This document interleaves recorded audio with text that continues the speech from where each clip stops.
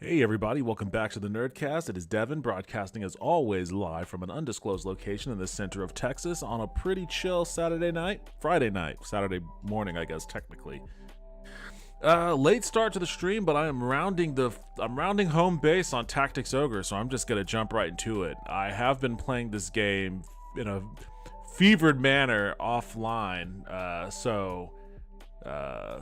I made it right up until what I think is the final battle, and I was like, you know what, I'm gonna do this part on stream. So I've been anticipating this for much of the day, and now let's finally bring this Tactics Ogre adventure to what I hope is a satisfying conclusion. I love this game. So far, I think it's awesome. The story's great. I love the combat system. There are only a few things about it that annoy me. The level cap is kind of annoying. Actually, that's probably the only thing. Oh, shit. Tactics Ogre. Oh, wait, where am I continuing from? Oh, I don't want to start here. I've already done this battle.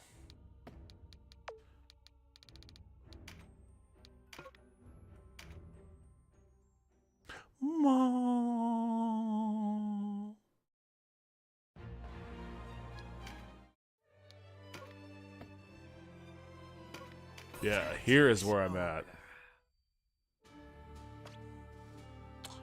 I don't think there's much else I can do. My level cap is 36, and all the people I'm gonna have in my party are at that cap. They're all outfitted with modified weapons, modified armor. Not much else. Not much else for me to do. Nowhere else for me to go from here. This might not be the end of the game, by the way, but it definitely has end of the game kind of end of the game vibe. So we'll just have to see what happens. Oh boy. The Gates of Heim Postern Gate, and then what is this? South Curtain Wall. That looks annoying. That looks slightly less annoying. That looks annoying. There's got to be something with this one. This looks like it's this looks like a pain in the ass. Too much elevation. But what's the catch on this one? Let's take a peek. Let's take a peek. Bump bump bump ba ba bump bump bump ba ba bump bump bump. Dragons. Well, I guess there are these guys up top, but they're gonna come down. They're winged guys. Maybe they don't necessarily need to come down. If they just stay where they are. I have one winged guy who'd be able to get up there and deal with them, but okay, that's not too bad. I'll put my ninja in here, and I'm gonna put my swordsman in here.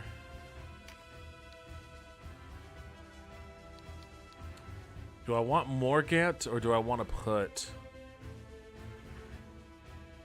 It's always nice to have an archer, but I may want to do... I want my heavy hitter. Let's take a look at the battlefield again. Hey Devin, yo, H Barts, what's up, man? How you doing tonight? I don't think my archer is gonna have... I mean, I guess he can come in handy at attacking this healer. I'm gonna try him out.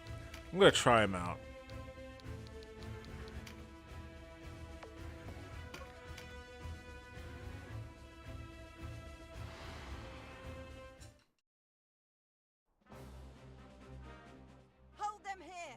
We can't let them into the castle! Good luck, bitch. Oh shit, did I change my dragoons?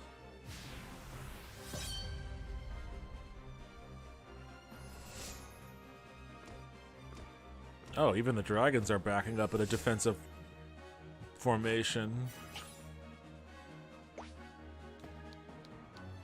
Where are you at? There he is. Oops.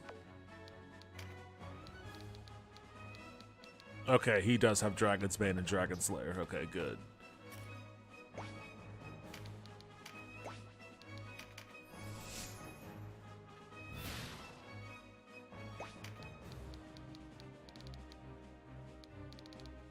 I don't want to get you too far ahead.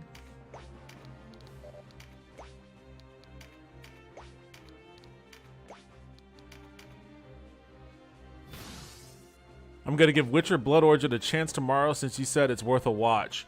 I mean, I am going to say, like, I don't think it's great, but I didn't think, like, I went in with the lowest expectations imaginable because all I read about it was that, you know, it was a horrible show. Oh god, there are bushes everywhere. That's the problem with this map then, huh? There are all these damn bushes everywhere. Ah, fuck. Alright, well. I don't know how these dudes can kill dragons, but they have such a hard time cutting down bushes.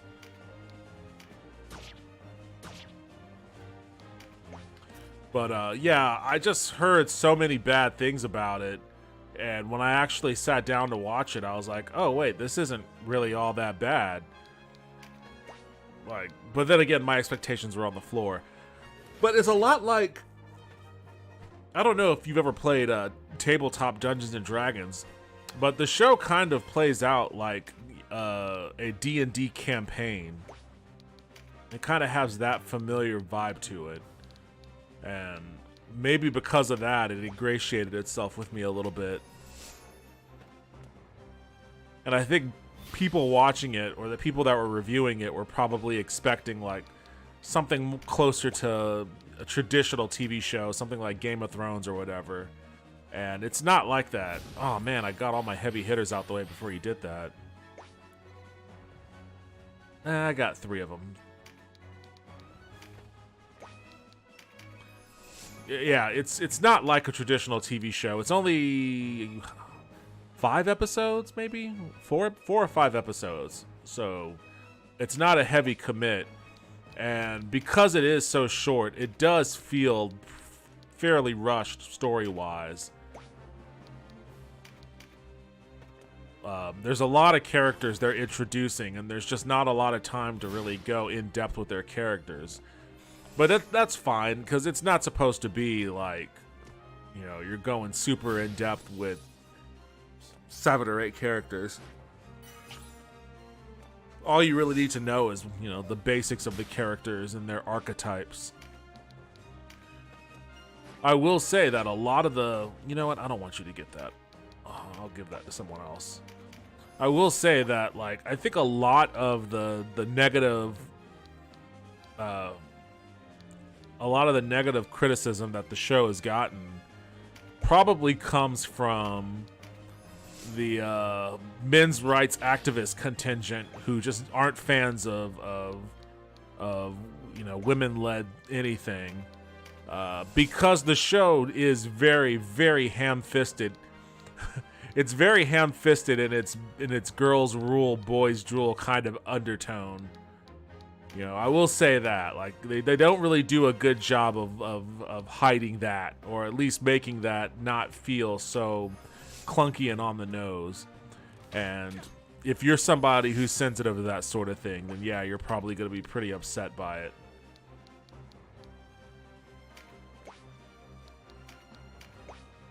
I'm not sensitive to it, but even I was like, this is a bit much, guys.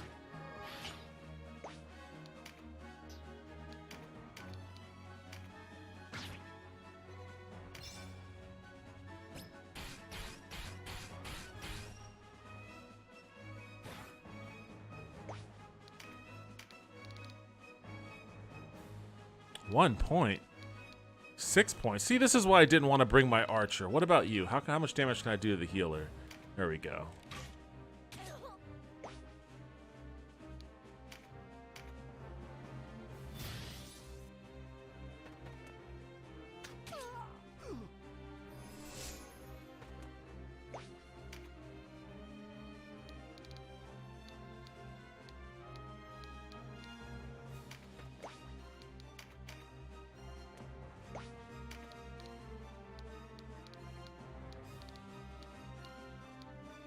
These bushes are gonna prove a problem.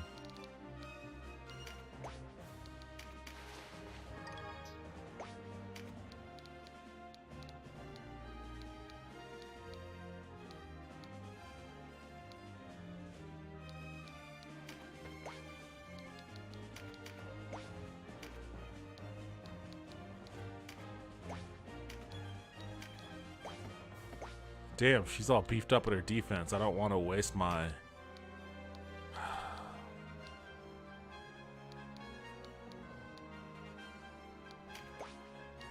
Just proceed cautiously.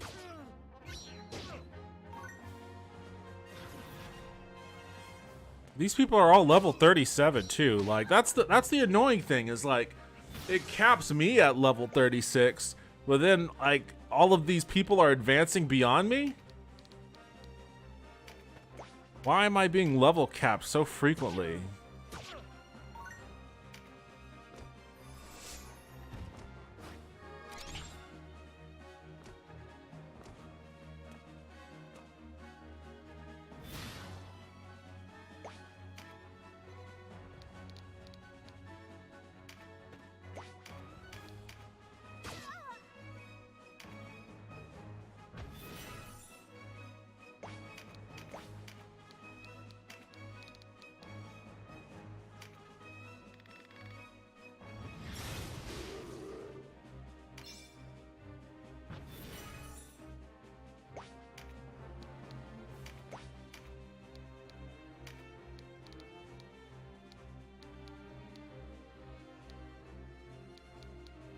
You know what? Save your MP.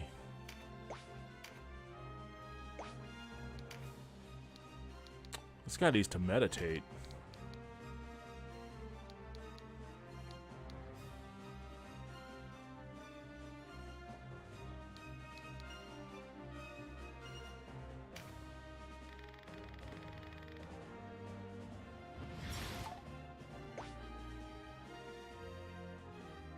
I missed it. Did that land or did it not? I don't see the squiggly mark, so I guess it didn't land.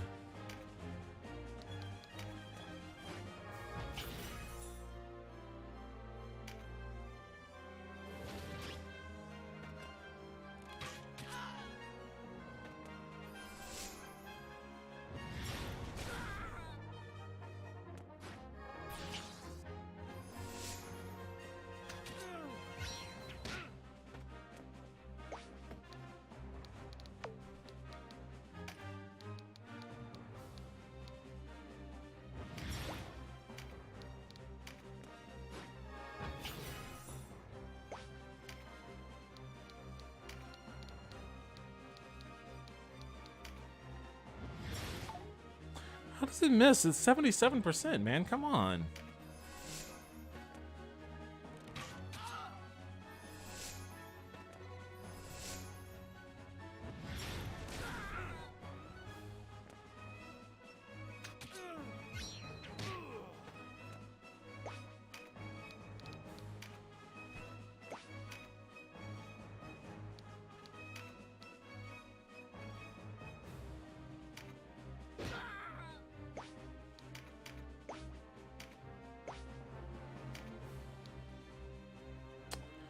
Fucking bushes, man. The fucking bushes.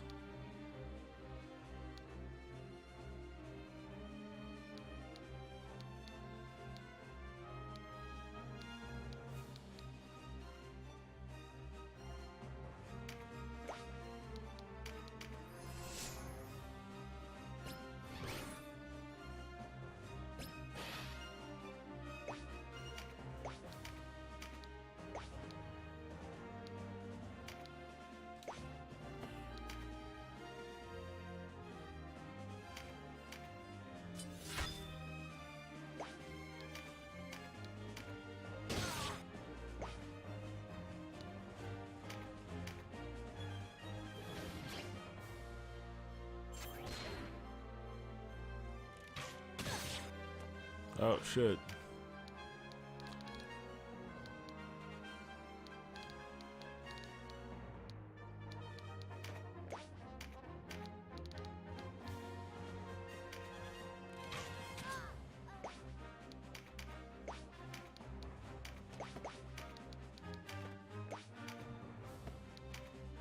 How do you not have 40 MP yet?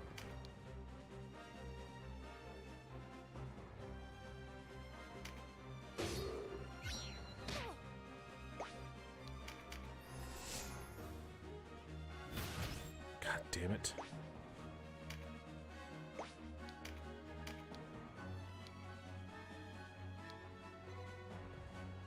How is her defense so fucking high? She must have, yeah, she has phalanx going on.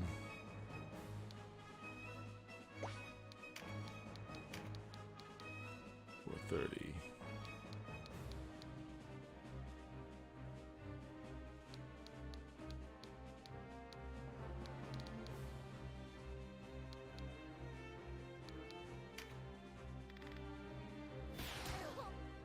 Get rid of that healer.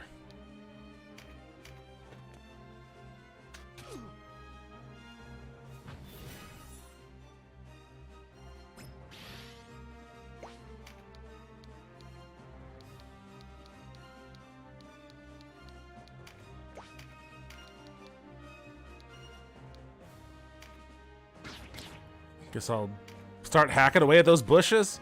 What else can I do?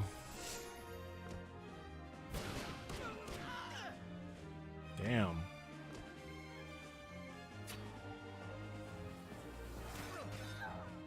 You little dickhead.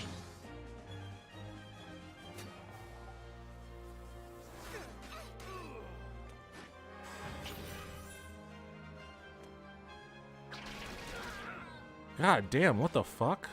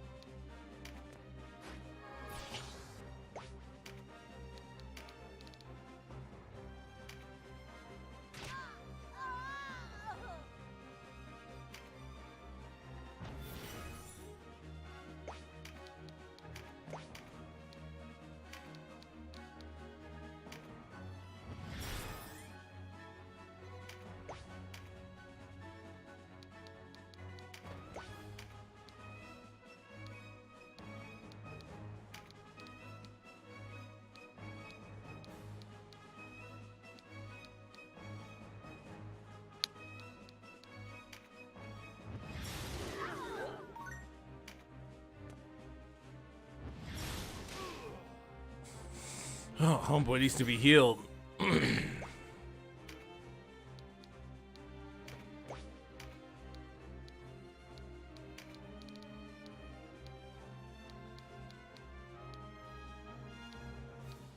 God, these people are beefed up.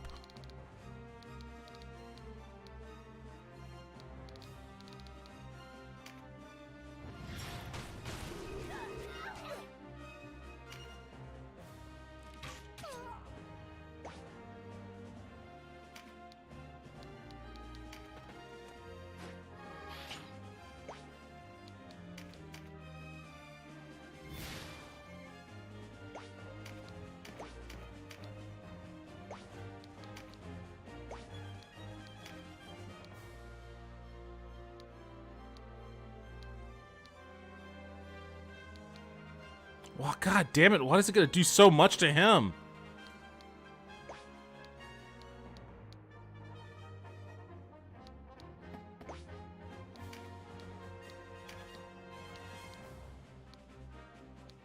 And my heal is so fucking minuscule. Why didn't they give me a bigger fucking major heal than this? I should have replaced his items.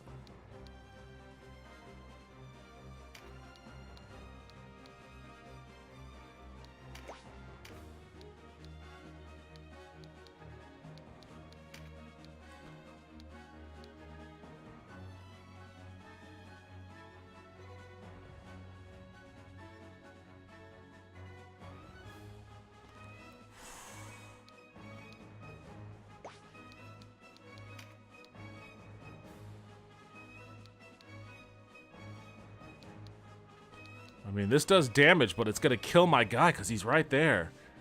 I don't want to deal with that right now.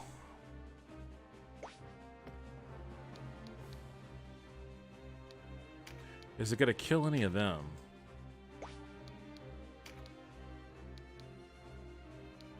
It's not gonna kill any of them. I'm just gonna do a normal attack.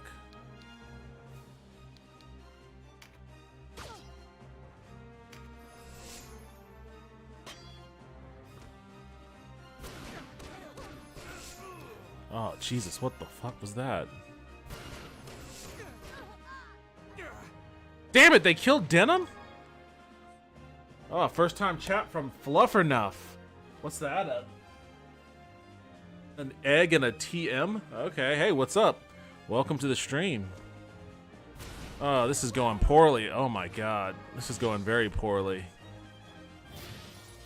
Don't empower these assholes. Oh, and then he heal. Okay, cool.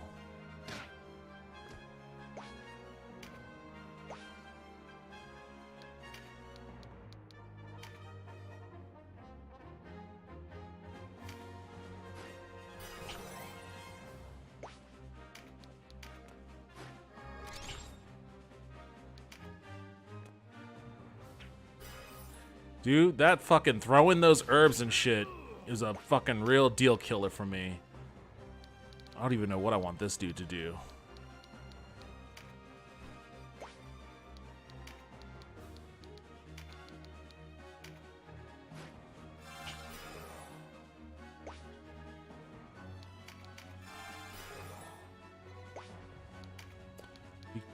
Man, I wish I had given him a better healing items now.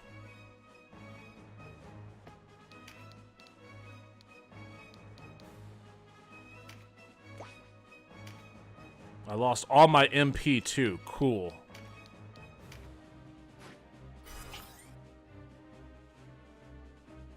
You literally got breathed on and died. Yeah, I mean, granted it's Dragon's Breath, so I'll give him cut him a little slack for that, but still, not a good look, bruh.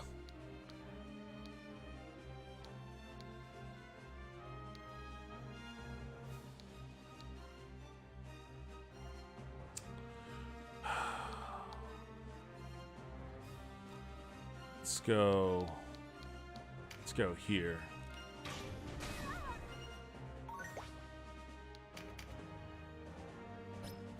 Damn, he's weak too.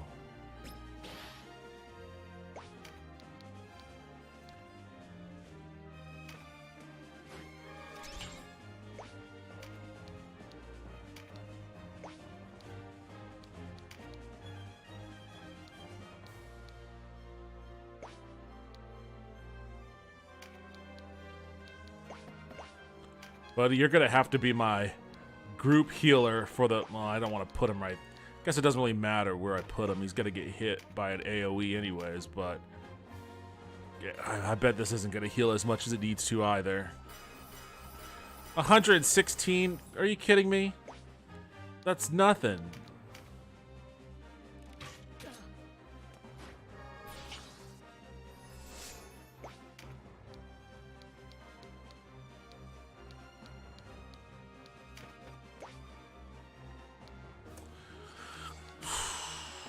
How much damage do you do?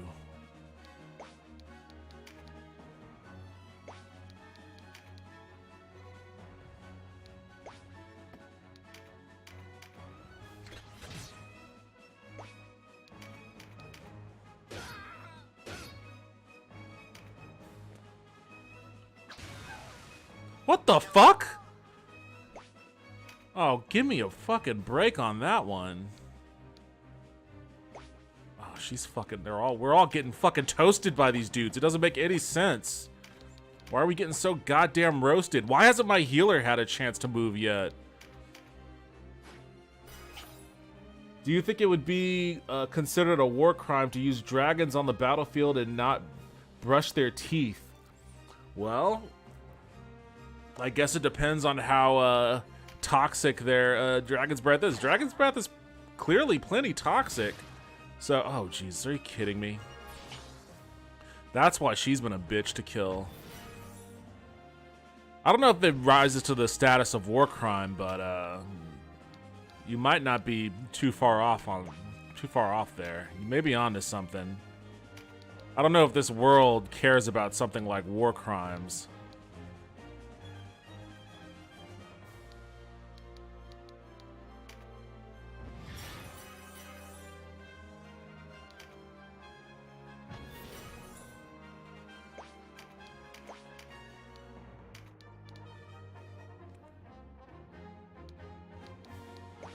That doesn't do a whole lot.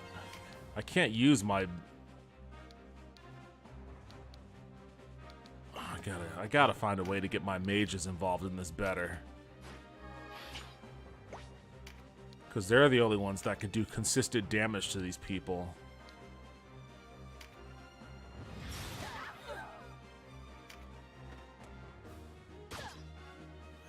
Oh, damn. Are you kidding me?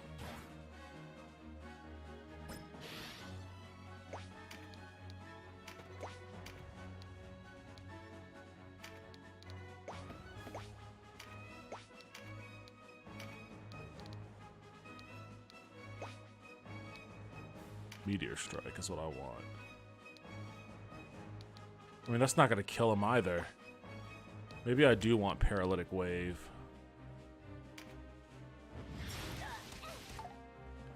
Two out of 3 ain't bad. Back up a bit.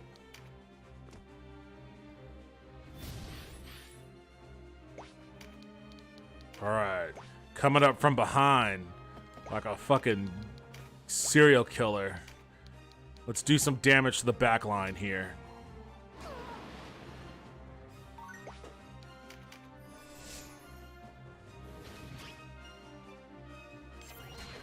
Oh no, who is he gonna target? Oh my god, he's like really amping up.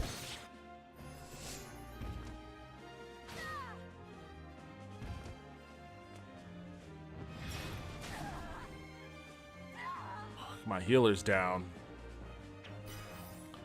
They're still fucking throwing herbs at each other.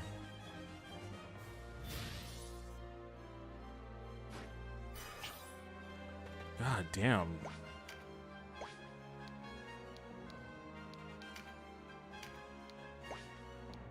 Fuck it. Heal my healer. They gave you a break, alright? Break your spine right in half.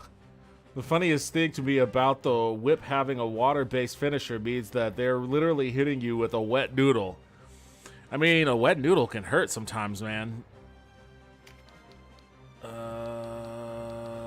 Back up a bit, back up a bit, back up a bit.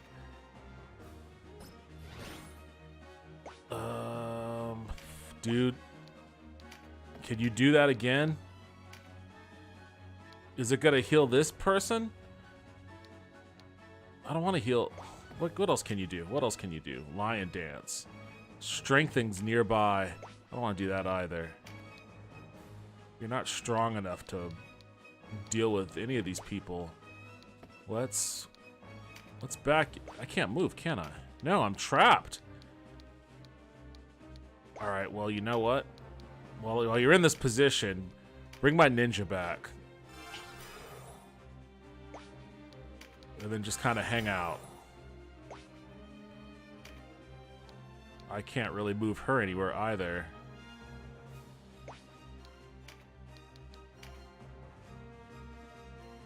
Why can't she go backwards? That's my guy that's behind her. She should be able to go backwards.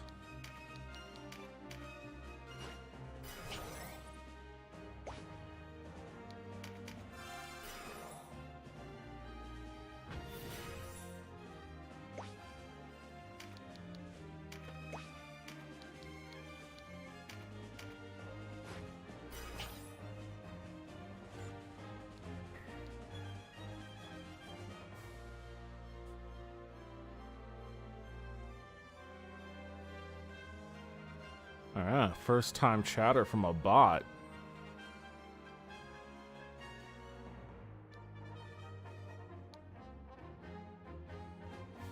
Rampart Aura is rude. Is that what's going on there? Who has Rampart Aura? Oh, it's that dude. It's that guy that's... You son of a bitch. This guy has it, you motherfucker. Can I drop him? No, I don't have my MP back yet from when I died.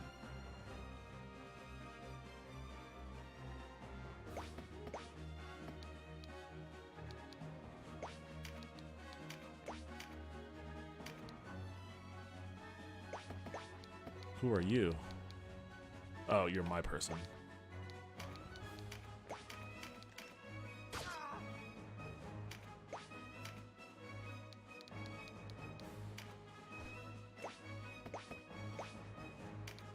Let's see if I can't handle this dragon. Only 333? What the fuck? I'm just weak across the board on this map. Well, who else can I handle? 307. Where did they get all this fucking health from?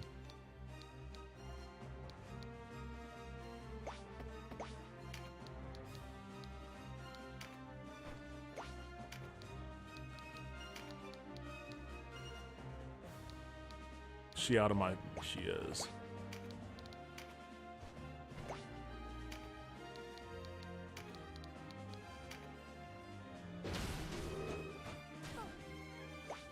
$158. It's because of that. It's because of this person and her fucking guardian aura. I'm employing a bad strategy here. I'm employing a bad strategy.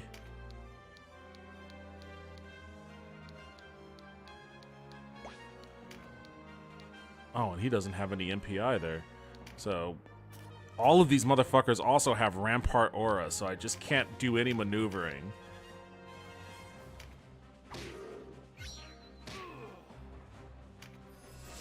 I gotta deal with her. Good, she stumbled.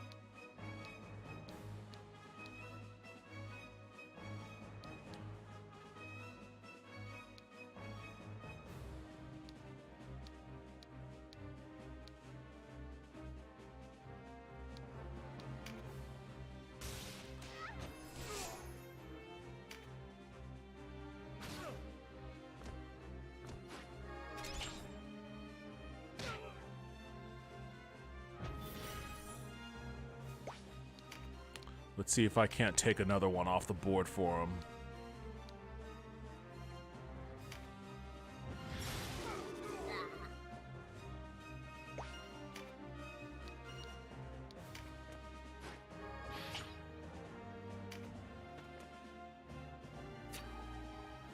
That shit hurts, man. Why can't my dude... You know, he used to do Phalanx.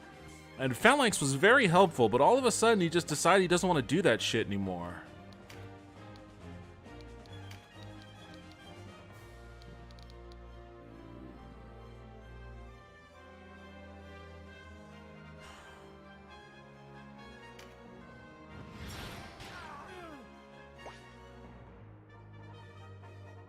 Stay where you are.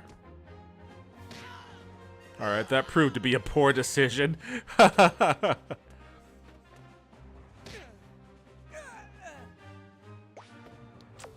know what?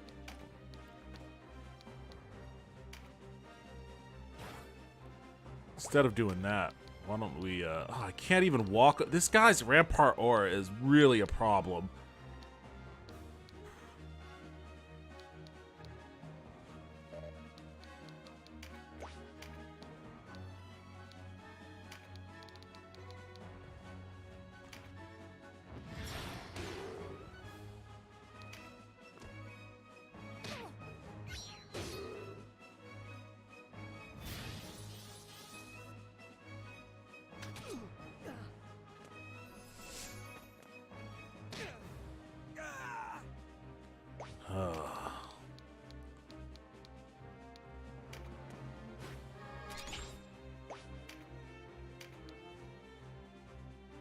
Can you do me a favor and strike a critical hit on this dude? Murdoch J, yo, go. What's up, Murdoch? How you doing? Devin streaming while I drink on a Friday night. Let's go. Yo, what's up, Shadow Knight? AKA, I still don't have your news handle straight. Shiranui. Well, Saturday now, but still, yeah. It's a new day. I hate how well the enemy AI uses Rampart Aura. Yeah, they know how to use Rampart Aura a lot better than I do. Like, mine is always just happenstance. Gotcha, bitch.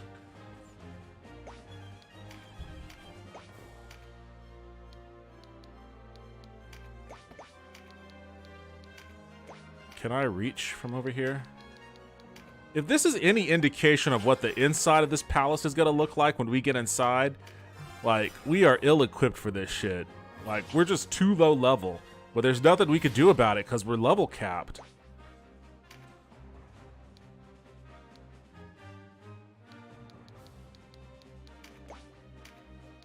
God, he doesn't...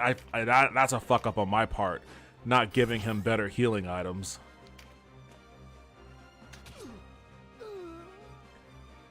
Can't believe these dicks are just taking it to us like this.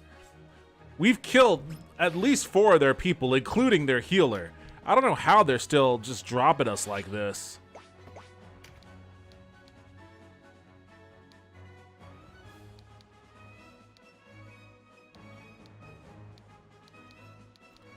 Gonna have to hold off on those dragons. We can't be wasting our time. Gotta figure out. I'll let those two deal with them. I don't want to debuff my guys. Those buffs are probably saving my life right now.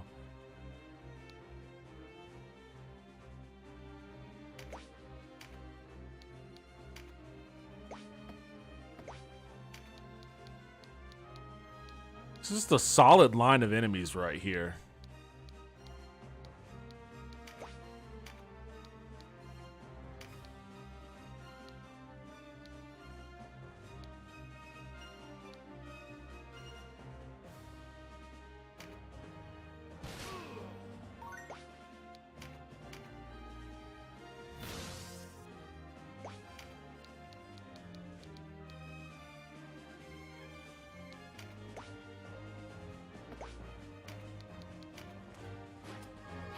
Can she... She can't reach her. God damn, she can't reach her. Not from there. She can... She can total this dude. If I... But will she be able to do the same damage if I don't get that buff? No. I need that... Boy. Boy, what a pain in the ass this is. Alright, well... Get the buff, and then take this guy off the board.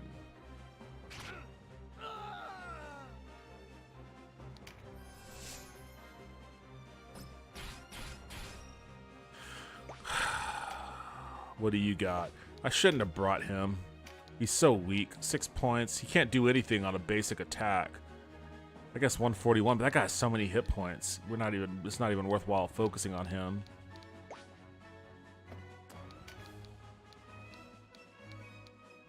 Move right here.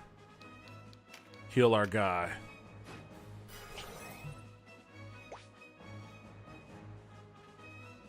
Shiranui, okay. I don't blame you for not knowing how to pronounce it. I wouldn't know how to either if I didn't know.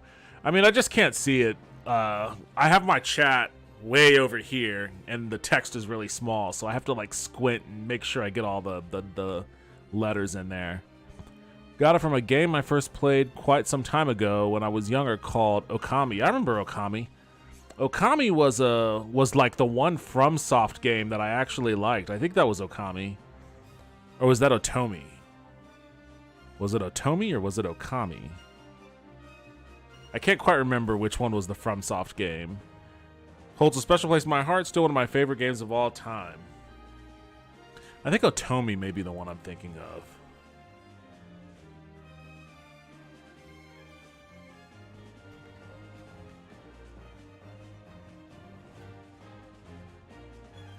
No, maybe it is Okami then.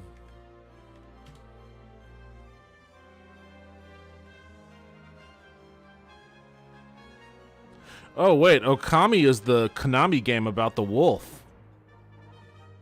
Okay, I remember this game. That's totally different game than I was thinking of.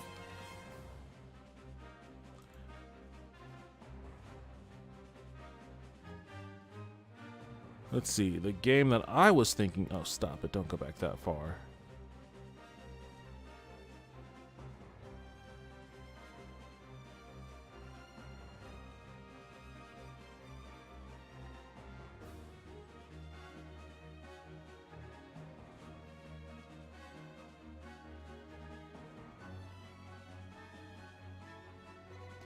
This game doesn't want to tell me. Or this doesn't want to tell me. I know that they did that game.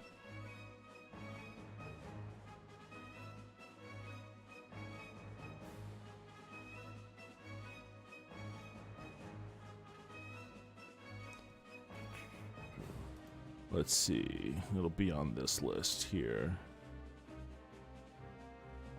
Otogi. That's what I was thinking of. Otogi, Myth of Demons on the Xbox. Developed by From and published by Sega. That's what I was confusing it with.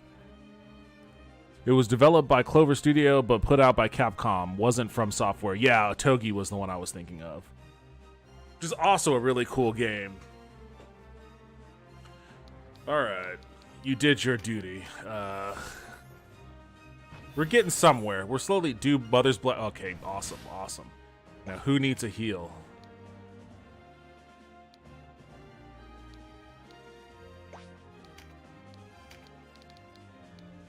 Well, he needs to be revived, but I'll have to deal with that a little later. Canopus needs one for certain. Fuck, she's hurt too? This guy's already... I know he's dead, but can I target him?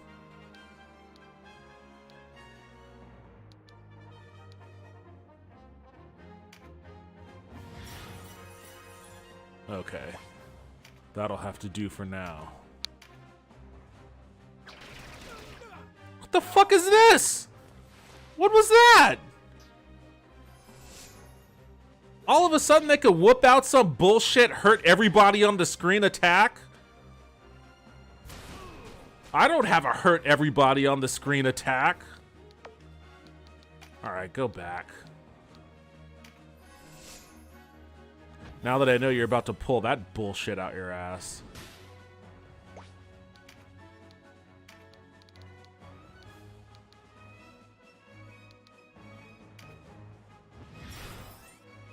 I mean, that's the best I have for you. Oh, you just found the new person to fucking kill. This is absurd. I fucking hate this battle.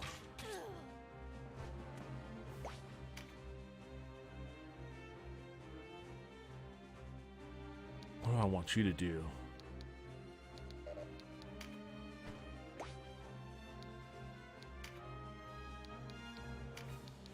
$307. $505. So close. So close to fucking finishing the job.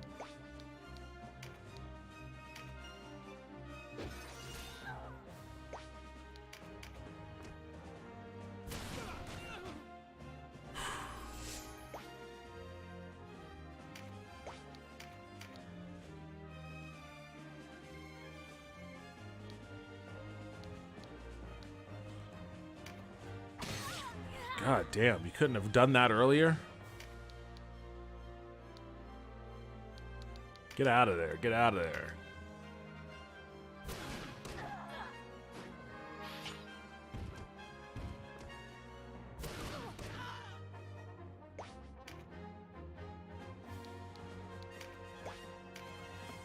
You know what, don't go so far away.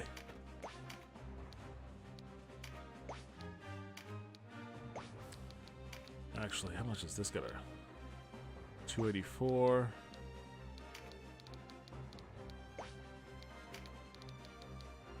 $317. I mean, that guy is so beefed up.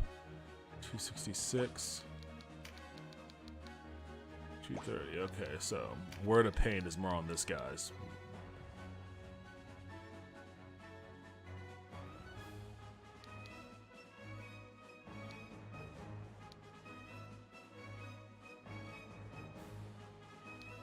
It's the next guy to move to. Maybe I should do that little number on him. Alright, maybe that'll save me some agony. Nice.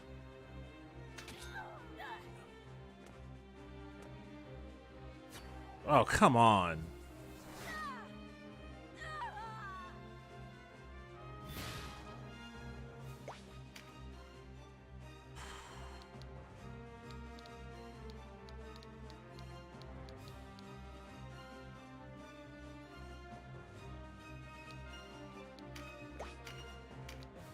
That's not enough to be impactful.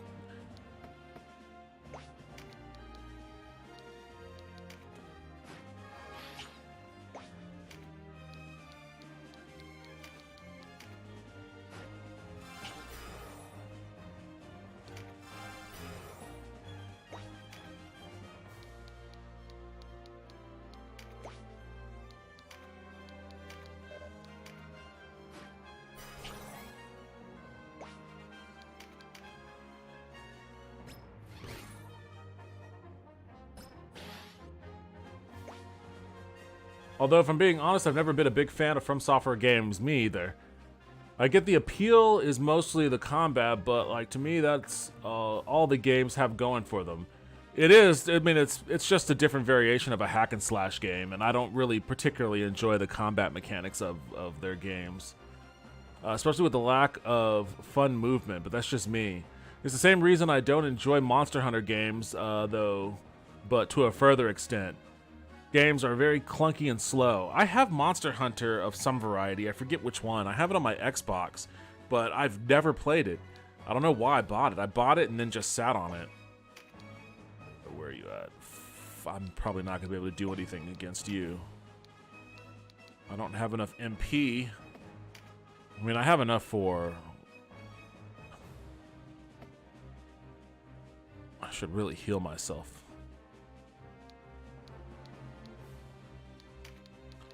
Let me back up.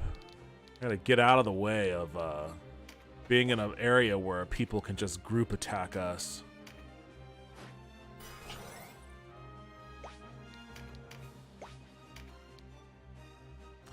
What do I want you to do? Do you still have your dragon thing on you?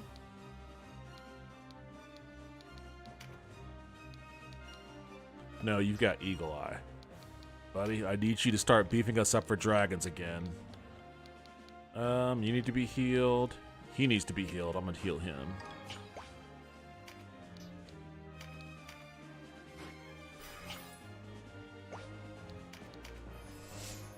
Oh, she needs to be revived.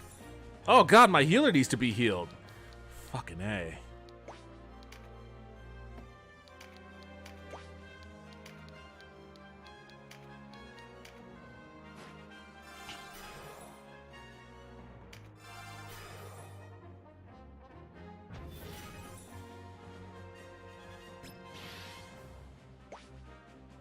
Let's move. Oh boy. What am I gonna do? What am I gonna do? If only I had the capacity to wipe out both of them at once. I still have these fucking dragons to deal with. I'm gonna move you up here. And you're just gonna have to take care of yourself. If she dies, you have a healing stone, you can bring her back.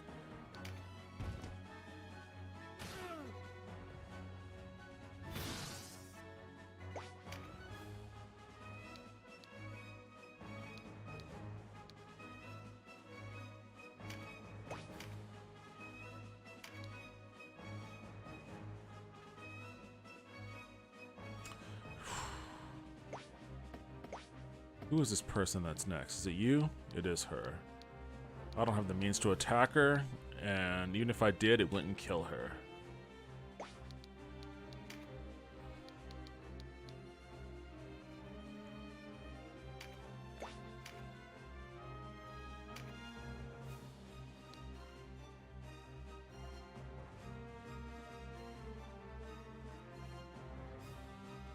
You know what?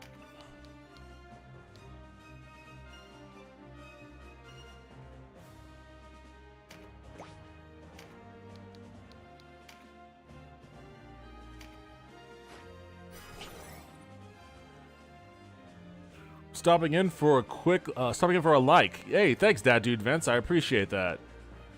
Dean, yo, what's up, man? Have a happy new year in advance, Devin. Hey, same to you, man. Happy New Year. Hope your holiday's been going good. It's an acquired taste for sure. It's not my cup of tea, but I understand the appeal. If movement was more fluid, I'd have more enjoyment out of it, but probably, but combat and movement feels sluggish. It is sluggish, and it's very delayed response. You hit a button on a controller, and it takes a while for your action to actually manifest. I don't dig games like that, to be honest. Referring to Monster Hunter, to clarify. Oh, okay. I thought you were talking about Dark Souls. Is Monster Hunter the same then? Because Dark Souls is definitely like that. Oh, God. We've got to deal with these people. That's bullshit. What is that? What is that attack that's just like instant death?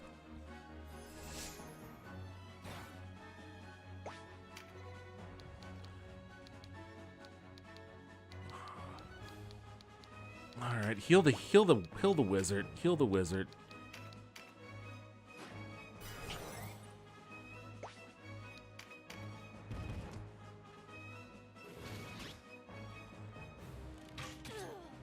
Yeah, I knew she was gonna drop.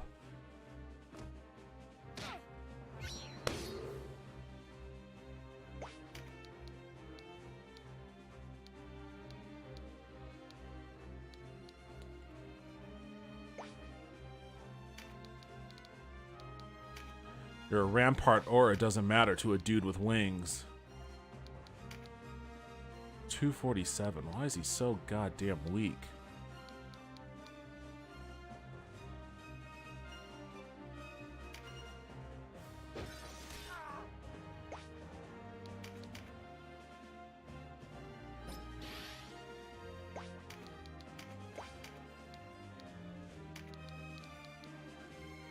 .203, really? He's just above. Can I hit him? I can hit him. Deal with him. Oh man, this is brutal. I'm too far away to be able to hurt a. Well, maybe. How much MP do I have? Oh shit! All right, so I gotta make a decision here.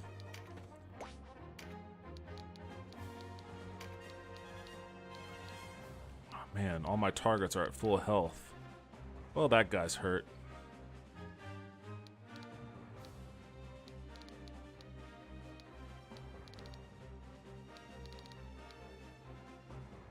These are my options between these three. That's the furthest. Let's go here. It's probably gonna be, yeah. And actually, that guy was probably.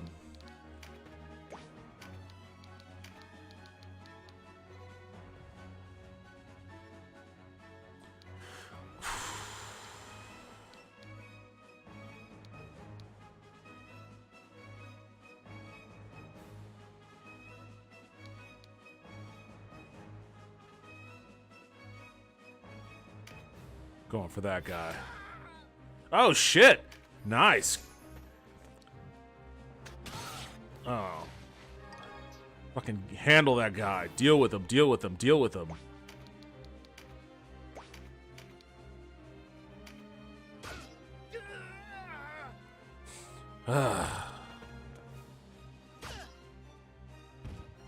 These dragons, man. These dragons. Come on, Rainer. I need you. And her. She's the next target. She's the next.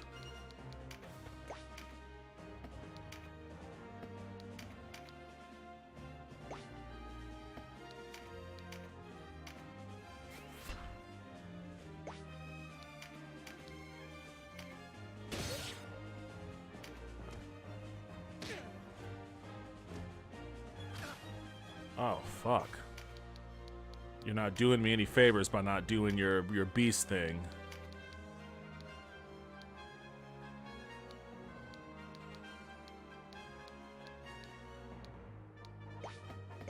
Is that...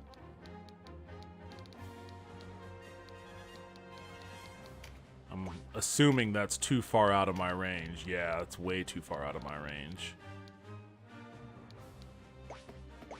Alright, which dragon is the hurt dragon?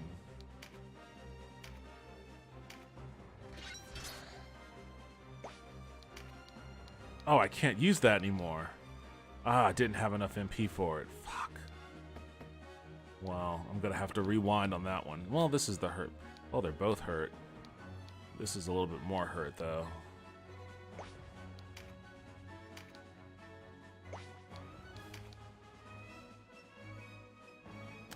So close. So close. If I just... fuck.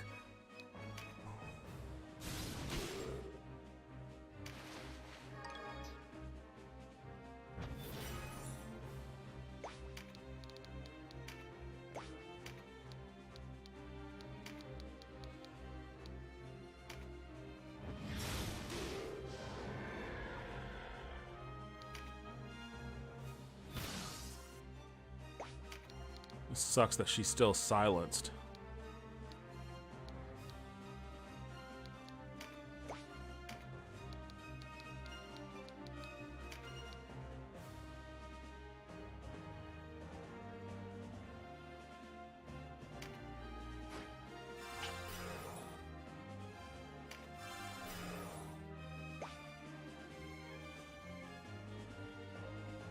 Monster Hunter is even worse about it. Combat is already sluggish in the Souls games, but Monster Hunter makes the Souls games look like SSB Melee by comparison. Damn.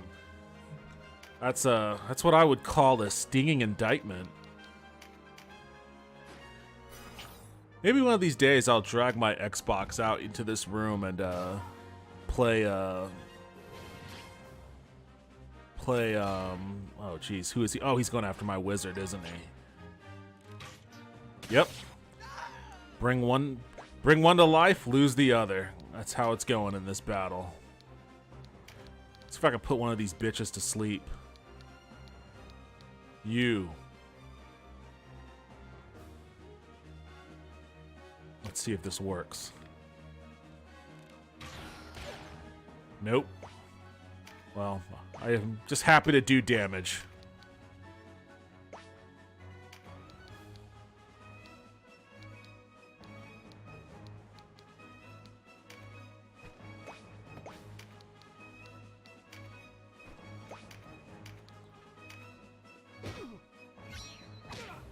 Oh, he's hurt. Nice. Good job. Oh, that dragon is next. I probably should have healed. Nope, he went after the wizard. Oh, she's about to drop. I need to resurrect her. Now's not the time to go berserk, buddy. You're gonna end up killing your own teammate. Look, you can't attack these guys now because you just fucking went berserk.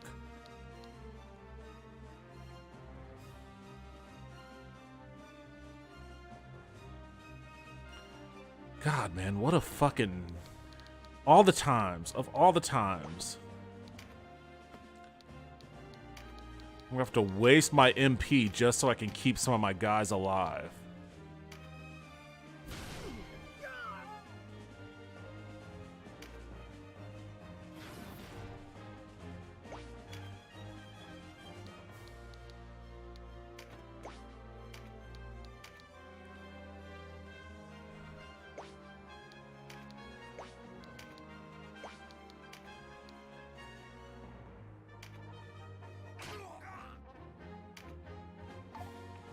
Nice. His Eminence has charged me with defending the post. I must show Denim would conspire. You're the one. Gotta get her.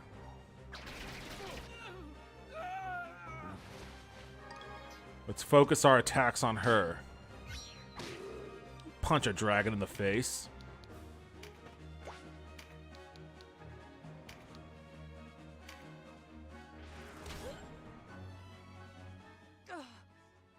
I failed you, Eminence. How did you feel about Elden Ring getting Game of the Year, by the way? I had a couple of buddies of mine who hate the Souls games like me to begin with, so they were pretty annoyed about it. But for me, I don't care about the Game Awards, so it didn't affect me. I can understand why. I guess it won Game of the Year probably just based off of the popularity of it, to be honest. I mean, a lot of those award shows are popularity contests. I don't really care. It doesn't really matter. Like, I certainly don't think it was the Game of the Year, but, you know, the game sold, you know, millions of copies as soon as it was released. So clearly, my opinion of it is in some sort of minority.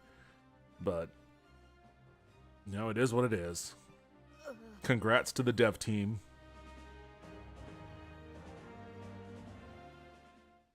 God damn, that was rough.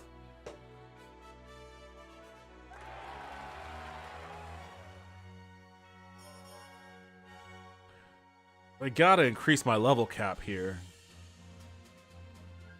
This is the worst part about this game was the level cap system. Your Eminence, they've breached the castle gates. Denim goes too far. How stand the Knights of Lotus? You've lost my trust. I hope you've not lost your nerve as well. Or do you fancy taking my city from me, as a coda to losing the princess in Bernicia? Sheathe your anger, your excellency. It serves nothing here. Ah, Lancelot. I know that flamboyant speaking style. Hey, Suki, how you doing? Oh, you're waking up, huh? You're waking up from a nap. Doing some stretches. Oh, Suki.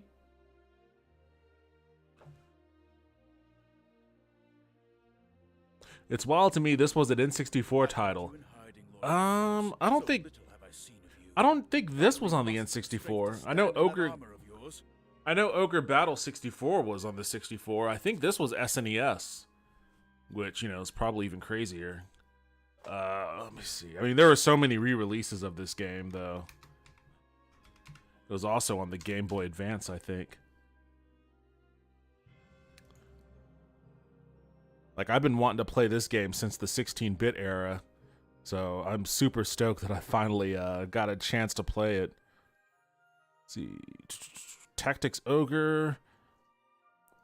Tactics Ogre Let Us Cling Together is a 1995 tactical role-playing game developed and published by Quest Corporation for the Super Famicom. Yeah, so its very first title was on the N60 or on the Super Nintendo.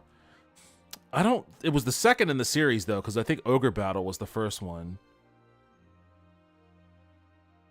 Production lasted 2.5 years, with Ogre Battle creator Yasumi Matsuno acting as the director, writer, and lead designer. The storyline was inspired by conflicts in Europe and Asia, based heavily in the personal and political drama over the fantasy-themed narrative of Ogre Battle: March of the Black Queen.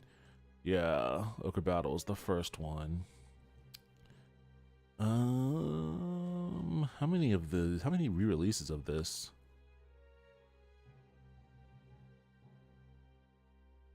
Oh yeah, this did also come out for the Saturn, but not in America. It's the second entry in the Ogre Battle series. So the first Ogre Battle was 1993 on the SNES. Tactics Ogre, 1995 on the SNES. Ogre Battle Gaiden. Ogre Battle 64. Are those really the three only the three releases in the main story?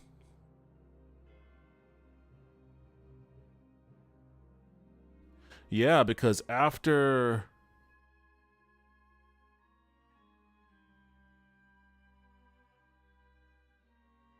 Ogre Battle 64, there was the Neo Geo Pocket Color one, and then Tactics Ogre Knights of Lotus for Game Boy Advance, and then another re-release of Let Us Cling Together for the PSP in 2010. Quest as a company doesn't exist anymore. So, but a lot of those people, a lot of the key members of the Tactics Ogre team went to Squaresoft anyways. Squaresoft, and then eventually what became Square Enix. Tactic Ogre Wheel of Fate also on the PSP in 2010. The team that made this game, I wonder how many of the original designers were a part of the development team.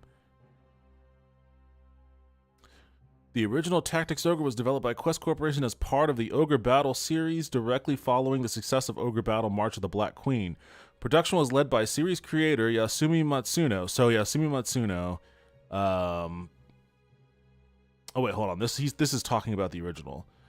Following the release of Tactics Ogre, Matsuno and a number of staff members moved to Square, preceded by Square Enix, and developed Final Fantasy Tactics, yes, which also takes place in the same world as Tactics Ogre, going on to develop multiple titles in the universe of Ivalice.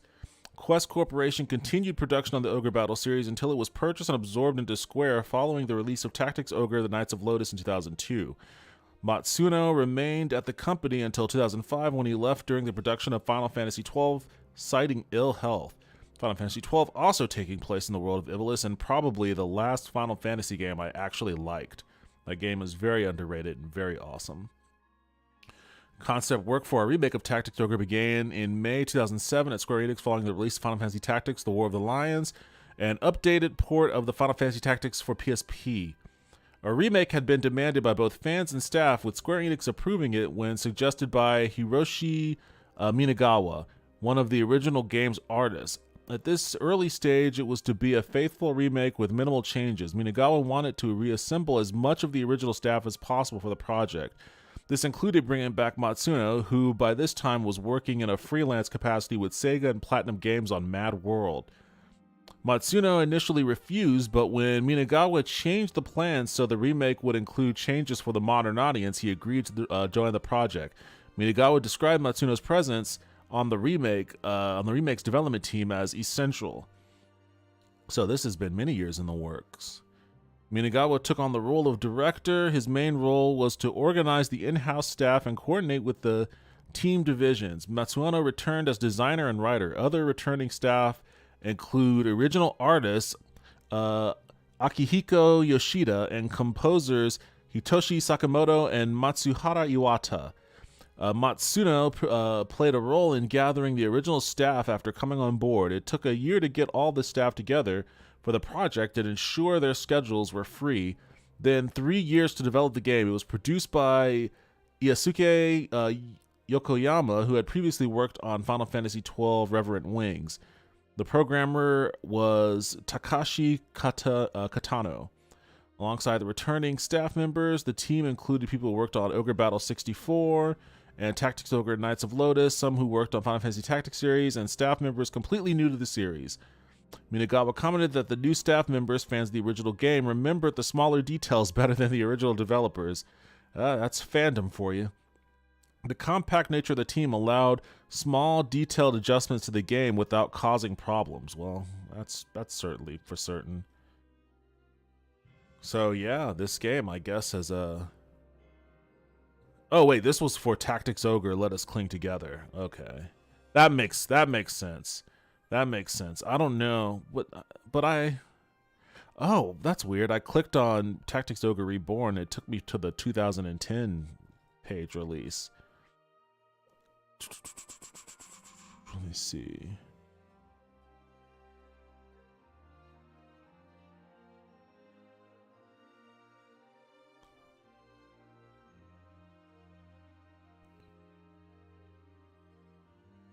Okay, so then this is just that 2010 PSP release, except for, well, I wonder what the changes are. I thought that this game had different graphic enhancements that the earlier version didn't have, but they don't seem to have any information on. Well, suffice it to say, this game was essentially developed by the original team. And this game has some incredible writing, some incredible scenario development. And for this particular version, great voice acting. I don't know if there was voice acting in the PSP version, but the voice acting in this one is top notch. A remastered version titled Tactics Ogre Reborn was released on Nintendo Switch, PlayStation 4, PlayStation 5, Microsoft on November 11, 2022. It contains revised battle mechanics, remastered sound and music, and full English and Japanese voice acting. Okay. So there were graphical enhancements.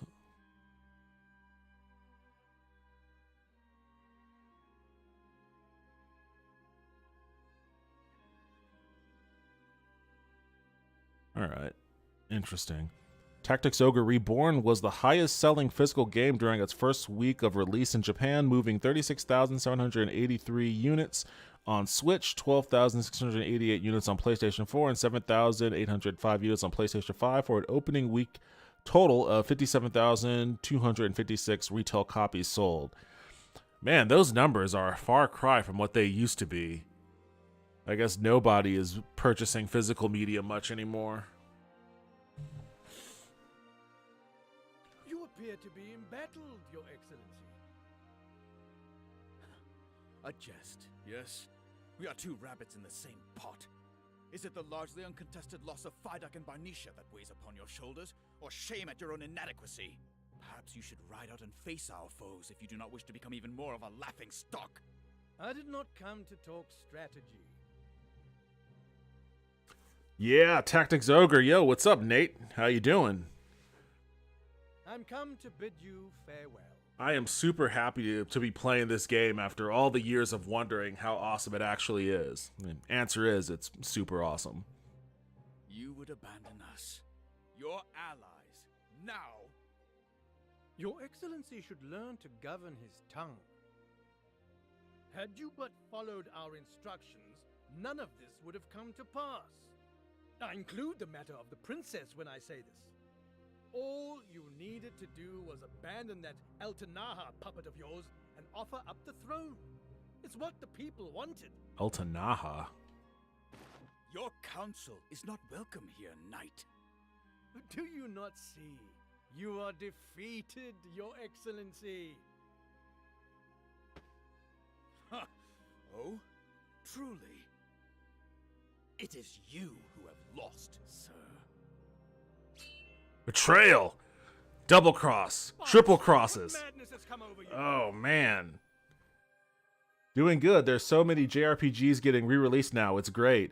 This Valkyrie Profile front mission, yeah, I had to choose from a list. Square Enix released like 22 games this year, which is insane. And of all those games, this one jumped out the most. So, because I've been wanting to play this game for decades. Eventually, I'll go back around and play some of the other ones they've released this year, but that'll have to come later. There's a bunch of RPGs coming out next year too. This is a golden era for fans of role playing games, Japanese style role playing games in particular. I don't know what I'm gonna put on my docket for next year. Octopath Traveler is earlier in the year. Octopath Traveler 2, rather. I think in March, and I love the first one, so I'm gonna get that one too. At some point, I think Advance Wars, they're gonna release it. I know that they didn't want to with the Ukraine invasion going on, but they're sitting on a finished title, and at some point they're gonna want to make some money on it. So I think that's gonna happen sometime next year. That's high on my want list.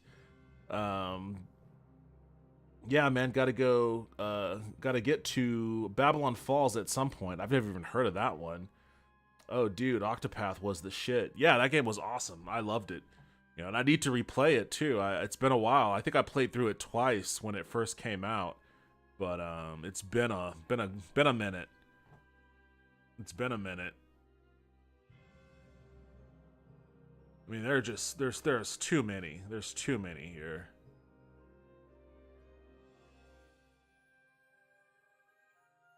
Let's see. Tentatively in January, there's a new Fire Emblem Engage. There's some Persona games, though I'm not super big on Persona anymore. Forspoken, that comes out. I'm curious about that. I want to see what Square Enix has in store for a AAA style adventure game. Let's see. There's Octopath Traveler is in February. Tales of Symphonia Remastered, Wild Hearts, if you're into that sort of thing. System Shock, that's a blast from the past. Mega Man Battle Network Legacy Collection, I'm gonna try to get that in April. They have Legend of Zelda Tears of the Kingdom for May. I don't know how accurate that is, May 12th, but if that drops on May 12th, then that's gonna be the bulk of my gaming for 2023, I imagine. If it's anything like the first, if it's anything like, damn, I can't remember the name of the first one, but you know what I'm referring to. WrestleQuest. I actually watched a trailer for WrestleQuest the other day, and I think it may have sold me on it, so I might actually give WrestleQuest a shot. They say Final Fantasy 16, but I don't really care about Final Fantasy games in the mainline series anymore. But also Final Fantasy 7, I think another version of that remake is supposed to drop, and I liked the first one I played, so I'll probably have to catch up on that. And there's a bunch of other one. Yuden Chronicles, I mean, that's high on my list. That's been high on my list since it was announced. Gotta get Yuden Chronicles. They're gonna do Suikoden 1 and 2 remaster. Definitely gonna be front of the line for that one. Some front mission remakes. There's too much. There's too much. 2023 is going to be a stacked year for role-playing game fans. Sea of Stars looks awesome. You know, for an indie-style RPG, that looks really cool. So I want to try that one out too. No, there's too much. There's too much. And then yeah, Advance Wars, if they decide to drop that one, I'm gonna try to pick that one up.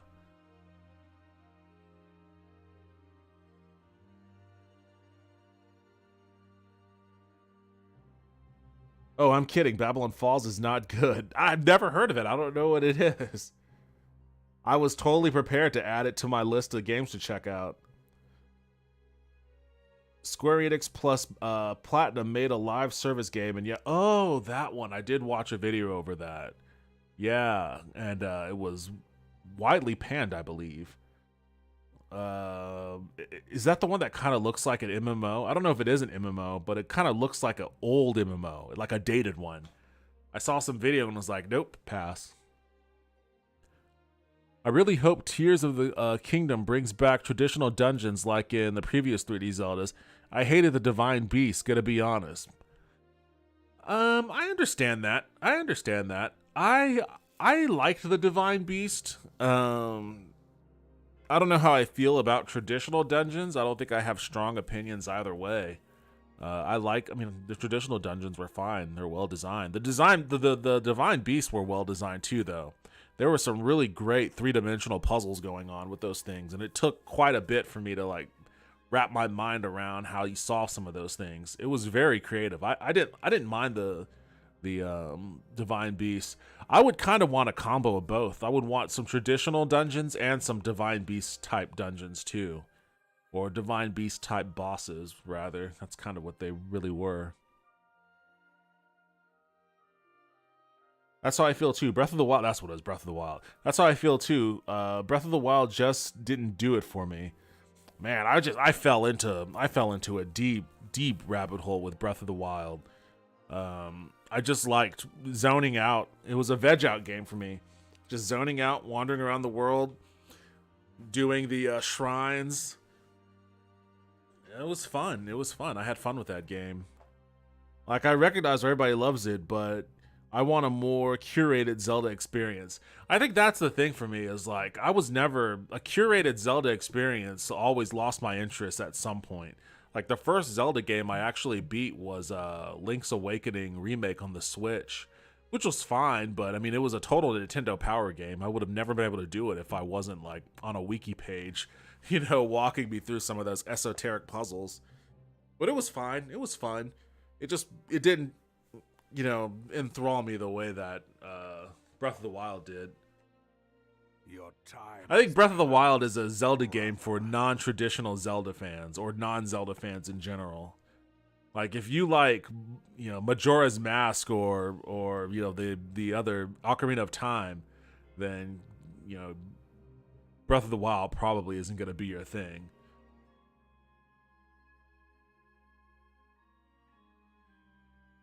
Yeah, definitely different strokes, etc., etc. Yeah. But I mean, I also like that about the Zelda series is that, you know, you have games that, you know, are for the hardcore original fans, and you have games that experiment and, you know, maybe it's the original fans' cup of tea, maybe it's not. They'll try something new. Skyward Sword was weird.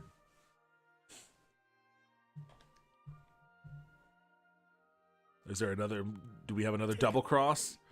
A triple cross? Lancelot? You really fucked up, buddy.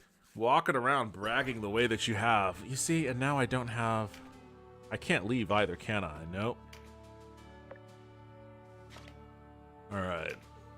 What am I out of? Okay, he doesn't have healing shit. I should have bought way more. I should have bought way more healing stuff.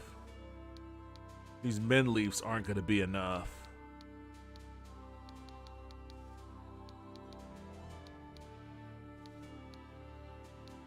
I'm out of all my mending salves too. I almost need to just reload an old save and then just like grind for money and restock up my shit.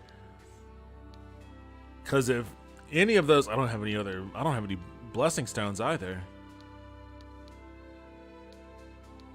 Oh man, I am totally fucking wiped.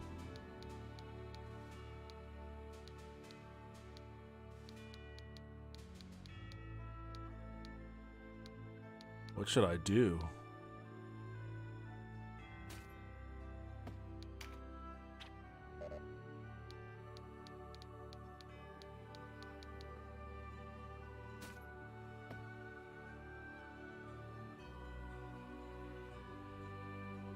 Majora's Mask is my absolute favorite game. I do enjoy Breath of the Wild, though.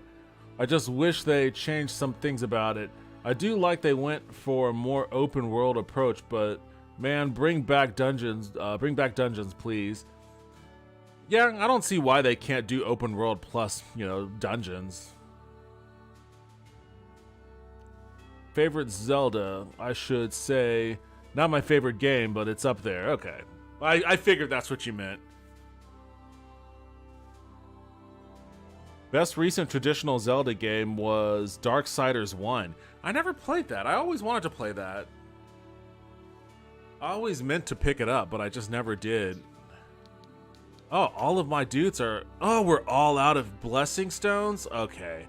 Okay, and she's out of almost all her healing. There's no way. Alright, let's see how much of a fuck up this is gonna be.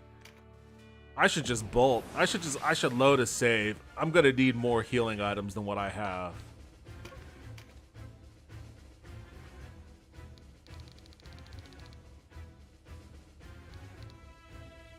Oh, this is gonna suck. Yeah. I'm not prepared for the end game just yet.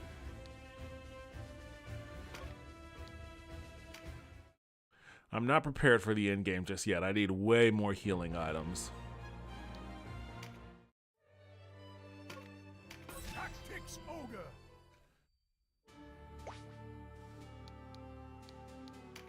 Take a look at it.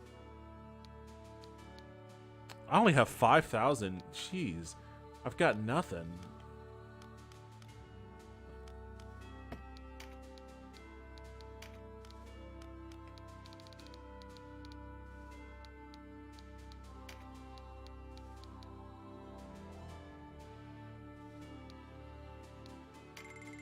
Get 4 of those. Where do I go to get money? Where's that? There it is.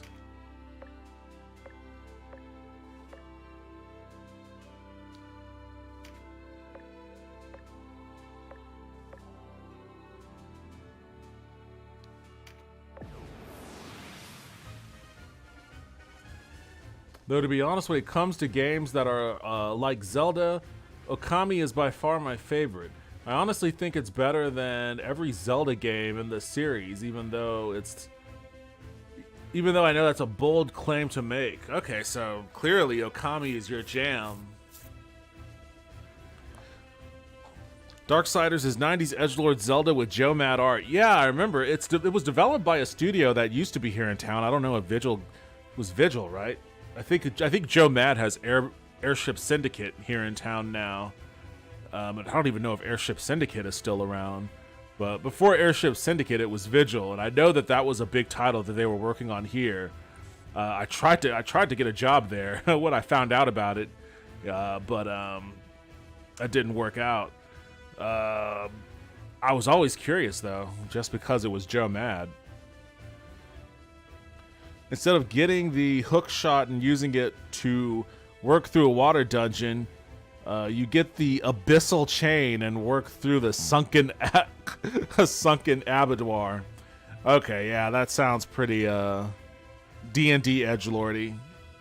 Okami is so bomb, I need to replay that.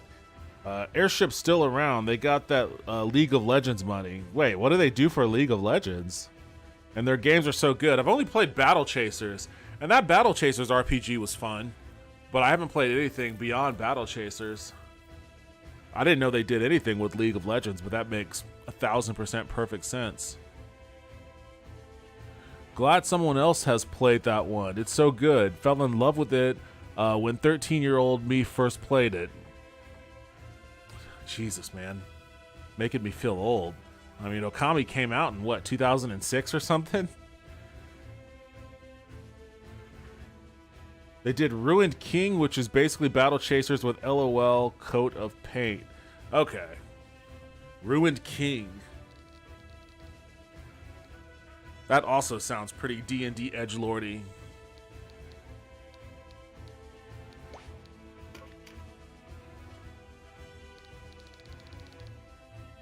Beasts. Alright, get out of here. And probably... Who am I going to kick out?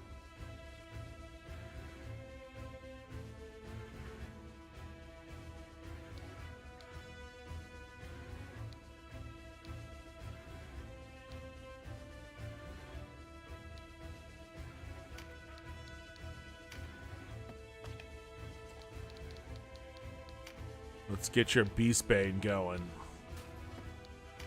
And your Beast Slayer.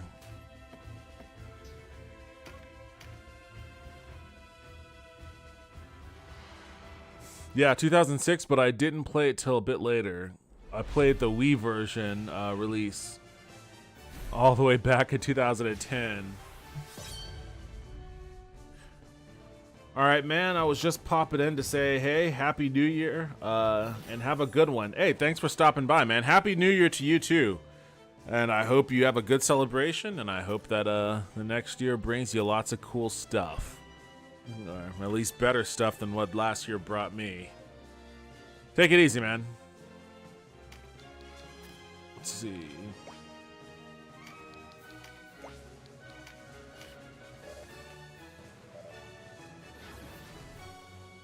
Oh, now you want to do Phalanx. Didn't want to use it at all when you were getting your ass kicked by those dudes.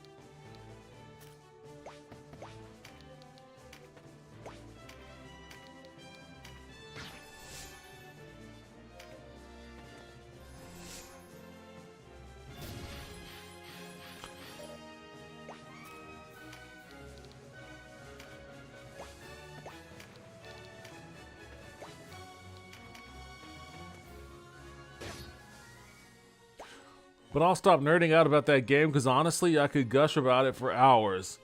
Well, maybe one day I'll play it on the stream. I've never played a Okami, so I'm definitely down for trying out a new game.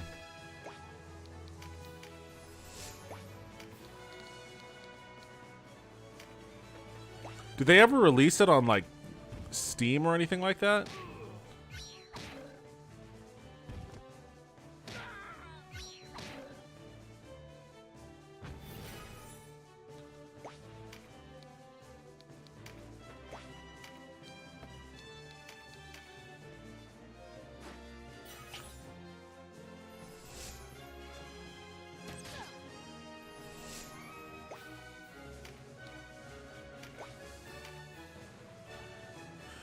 Do your meditations, dude.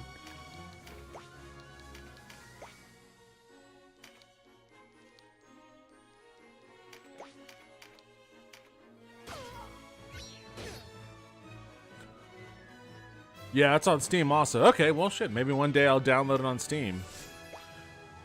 I picked it up the moment they released it on there. All right, so you are a bit of an Okami super fan then.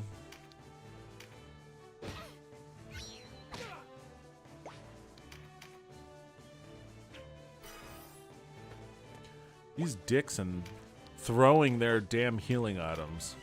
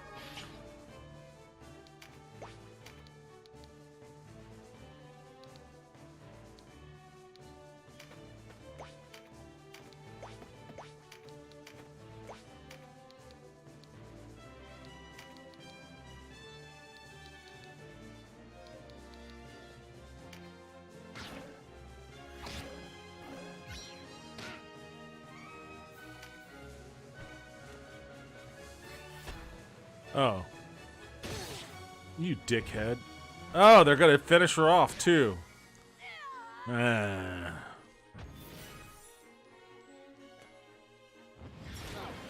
It's like Morrowind for me. That's another one I could gush about for hours on end, even though I know it's pretty flawed and it's not not to your liking.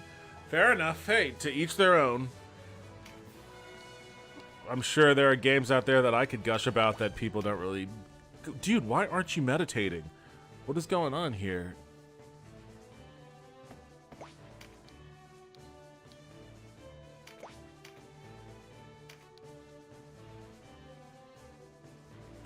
I like how I can hit this... I can beat this griffin with a book. And it does 100 points of damage. He's really beating the shit out of him with that book.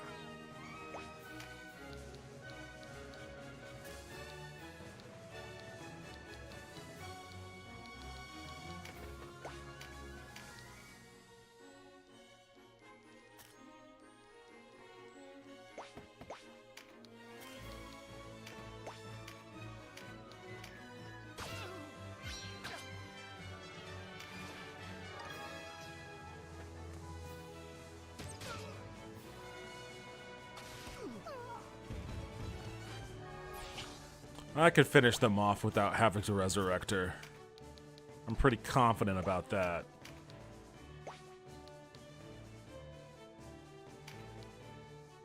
God damn.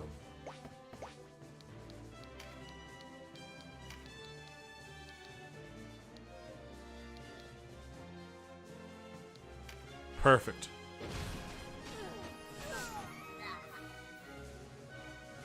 Dropped them both.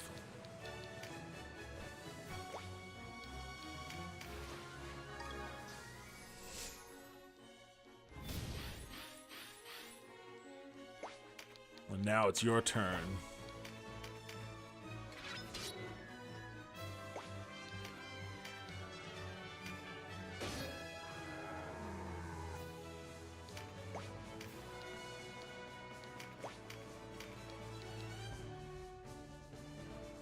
Actually, go get the bag.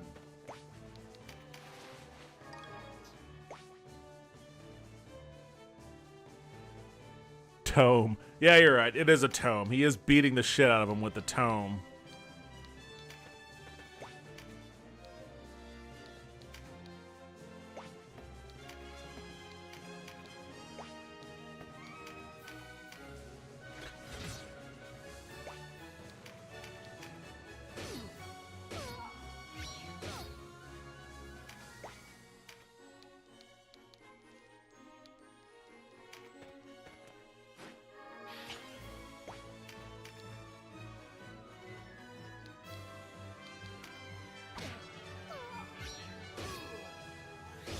Gotcha, bitch.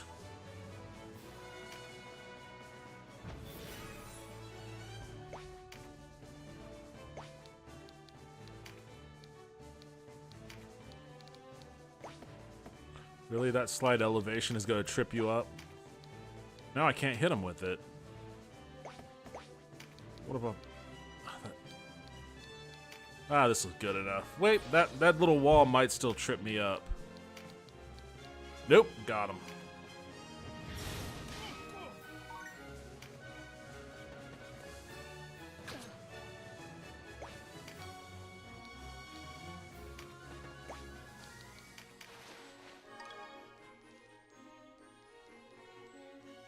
No, I wasn't trying to correct you, LMAO.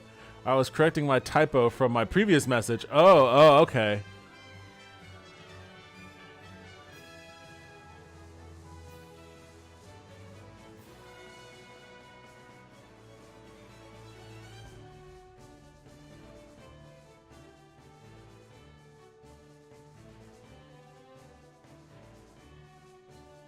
I'm trying to see where in your previous message you meant to say tome. I don't see where you meant to say tome. It just happened to coincide with me beating the shit out of a griffin with my own character's tome.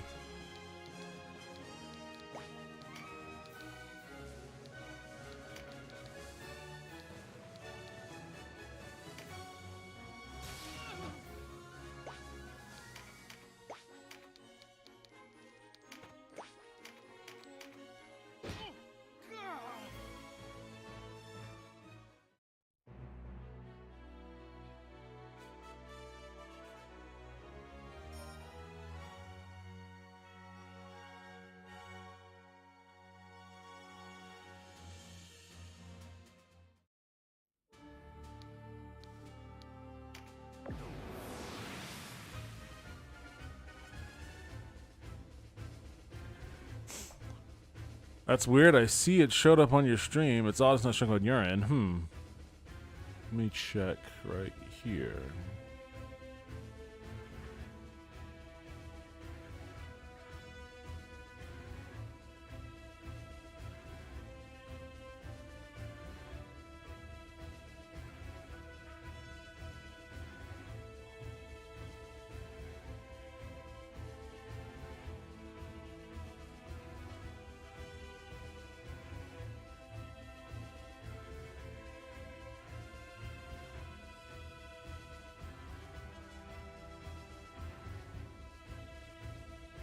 Yeah, I guess I didn't see it on this either.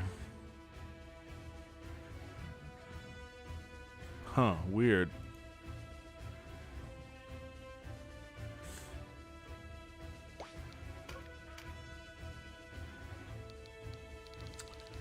Beast. But just one. Interesting.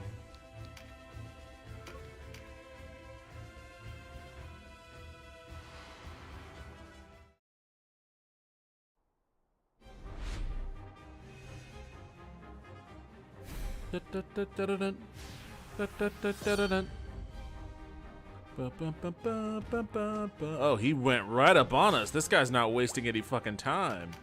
Holy shit. All right, well, you want to roll? Let's roll.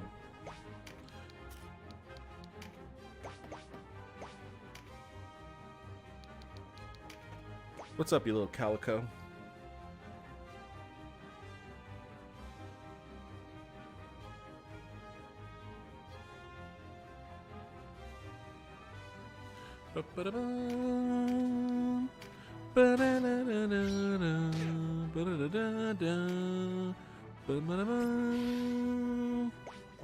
Okay.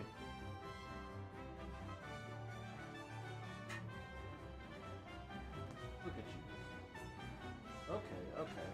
I think my cat is telling me that after this battle I need to go hang out with her and her sister.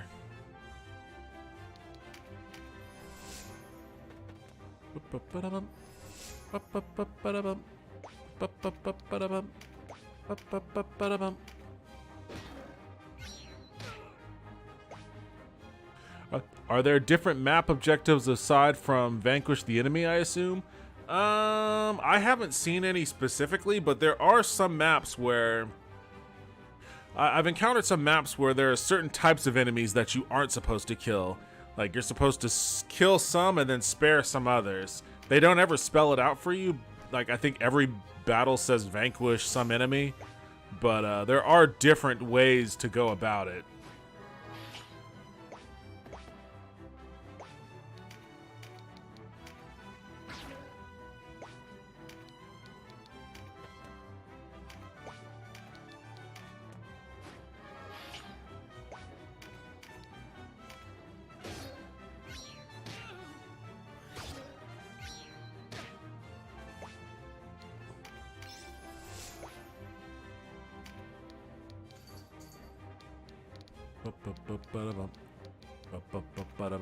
Hey, hey, I'm sorry. I didn't mean to bump your nose. Not sure why you were smelling my feet anyways, but that's alright.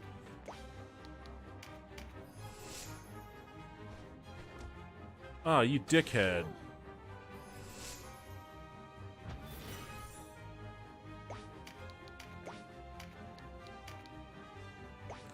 It's not worth doing that.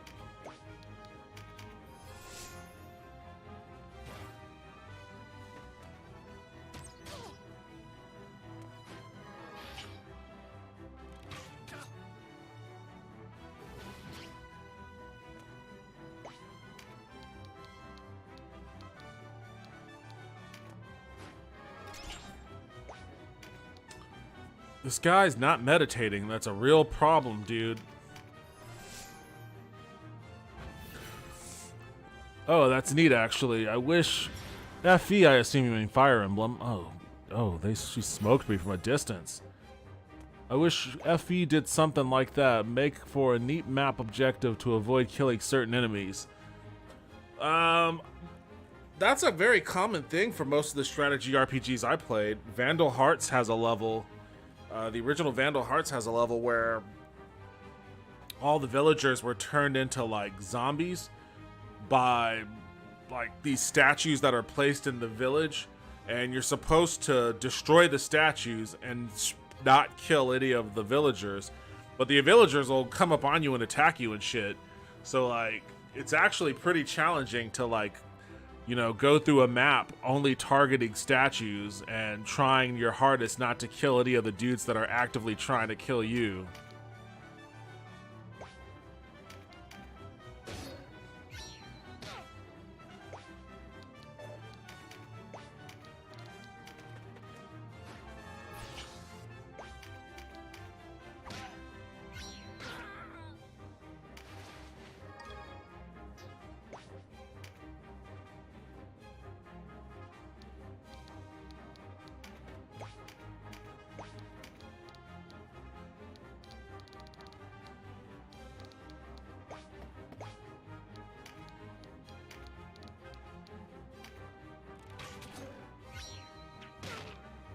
How did that griffin throw a rock at me?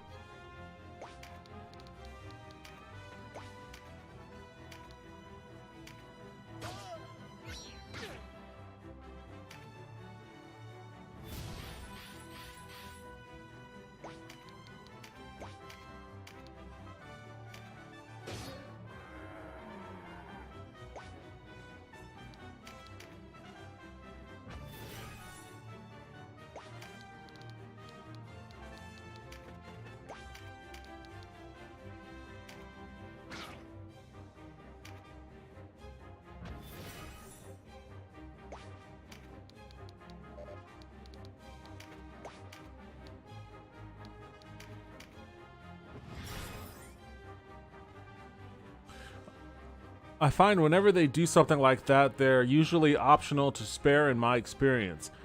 More like you're rewarded for not killing any of them, but that's just from the SRPGs I've played personally. It depends on it depends on the game. Like, if you end up killing all of them, you'll fail the mission for Vandal Hearts. And Shining Force 3 also has one where you're at a rail line, and the rail line, I guess, kind of serves as a border, and there are some refugees from one country that's trying to cross the border into another, and they're being chased by the border guard, and you're trying to save the refugees by getting them across the track and into your territory. But you know, you're on your side, they're on their side, and the people pursuing them are on their side.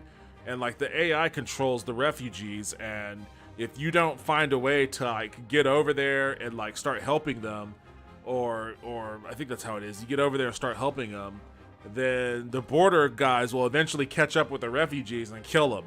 And I can't remember if the mission fails if all the refugees die in that one. It might, but I can't quite recall.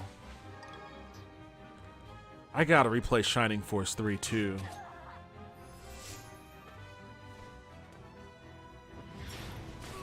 Do do do do do do do do do do do do do do do do do do. Oh jeez, they're wrecking her. She just drops so easily now. What the fuck?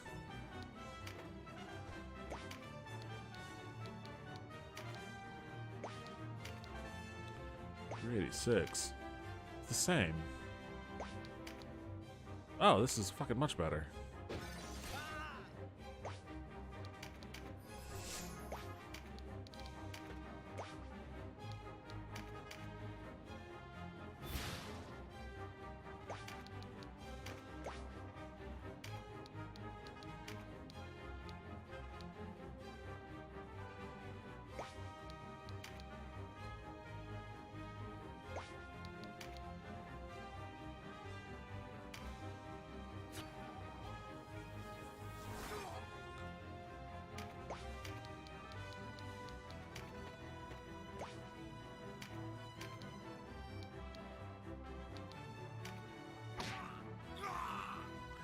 I need to play Shining Force 3. I've only played 1 and 2, but I enjoyed them. Shining Force literally got me into strategy RPGs. Me too.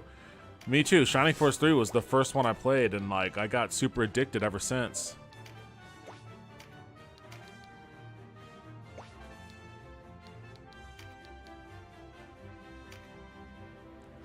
It's only on the Sega Saturn though, and I keep raging about the fact that like Sega keeps making all of these compilation discs of like, it's the Genesis compilation pack, and you know they keep re-releasing the same Sega Genesis games over and over again, and I can't tell you how many times I bought Sonic or whatever in one of those releases, but they still have yet to do one where they re-release Sega Saturn games.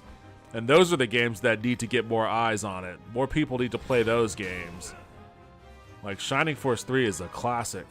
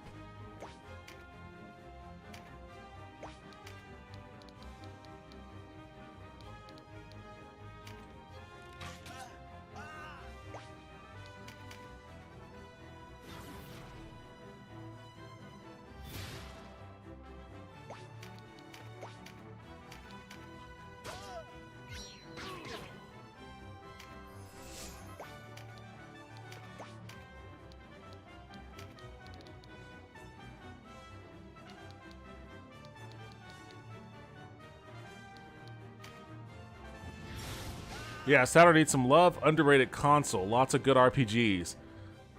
A few good RPGs. A few good RPGs. At least the ones that came out in America. I have a good number of them. Not all of them. I had to get an import version of Shining Soul. Even though Shining Wisdom. Even though Shining Wisdom did come out in America, it's just incredibly hard to find, and if you can find it, it's very, very expensive. So I just wasn't feeling like dropping that kind of money. But it's an action RPG anyway, so it's not quite as story-centric.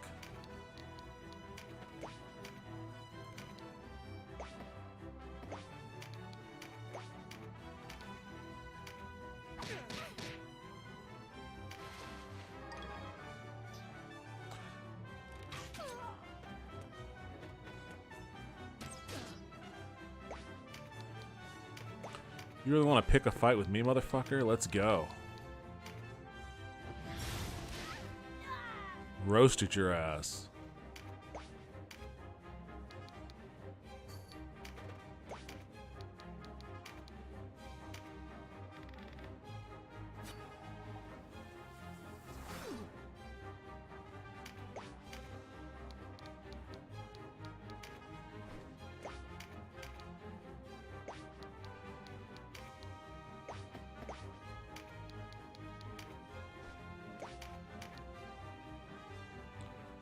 I don't want to finish this just yet.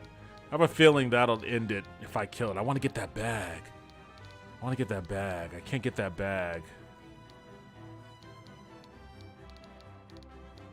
He's gonna die if I don't. If I get that bag, he's gonna die. If I don't get that bag, he's gonna live, but I have less things to sell. Fuck it. Go ahead and die. We're not gonna lose this.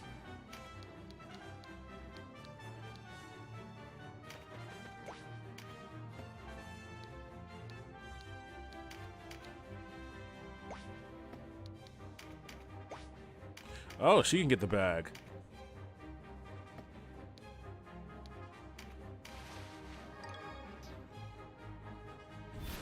Oh, you're gonna die for certain now, buddy.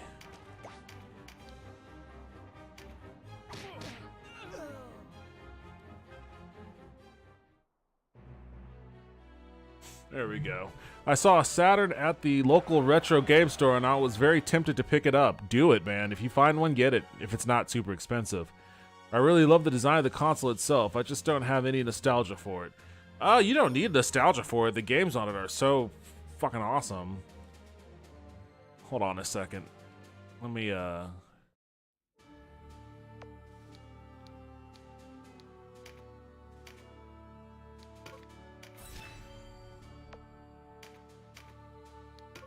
always do the double save, just to make sure. Let me see something real quick.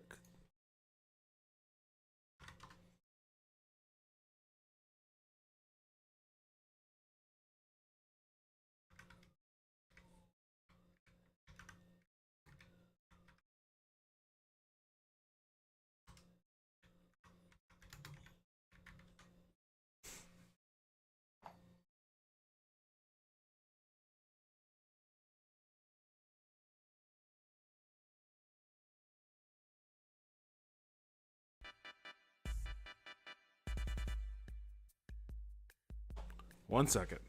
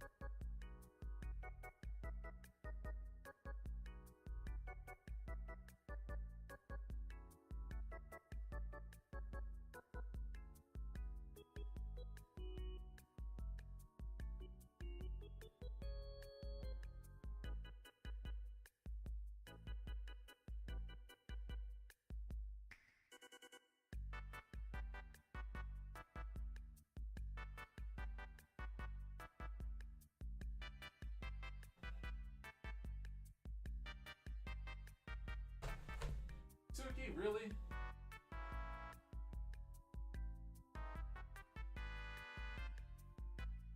Really, Suki? Come on. You had to jump up on the chair the second I got up? I know, I know. You like getting in the chair. You like getting in the chair as soon as I get up. Ugh.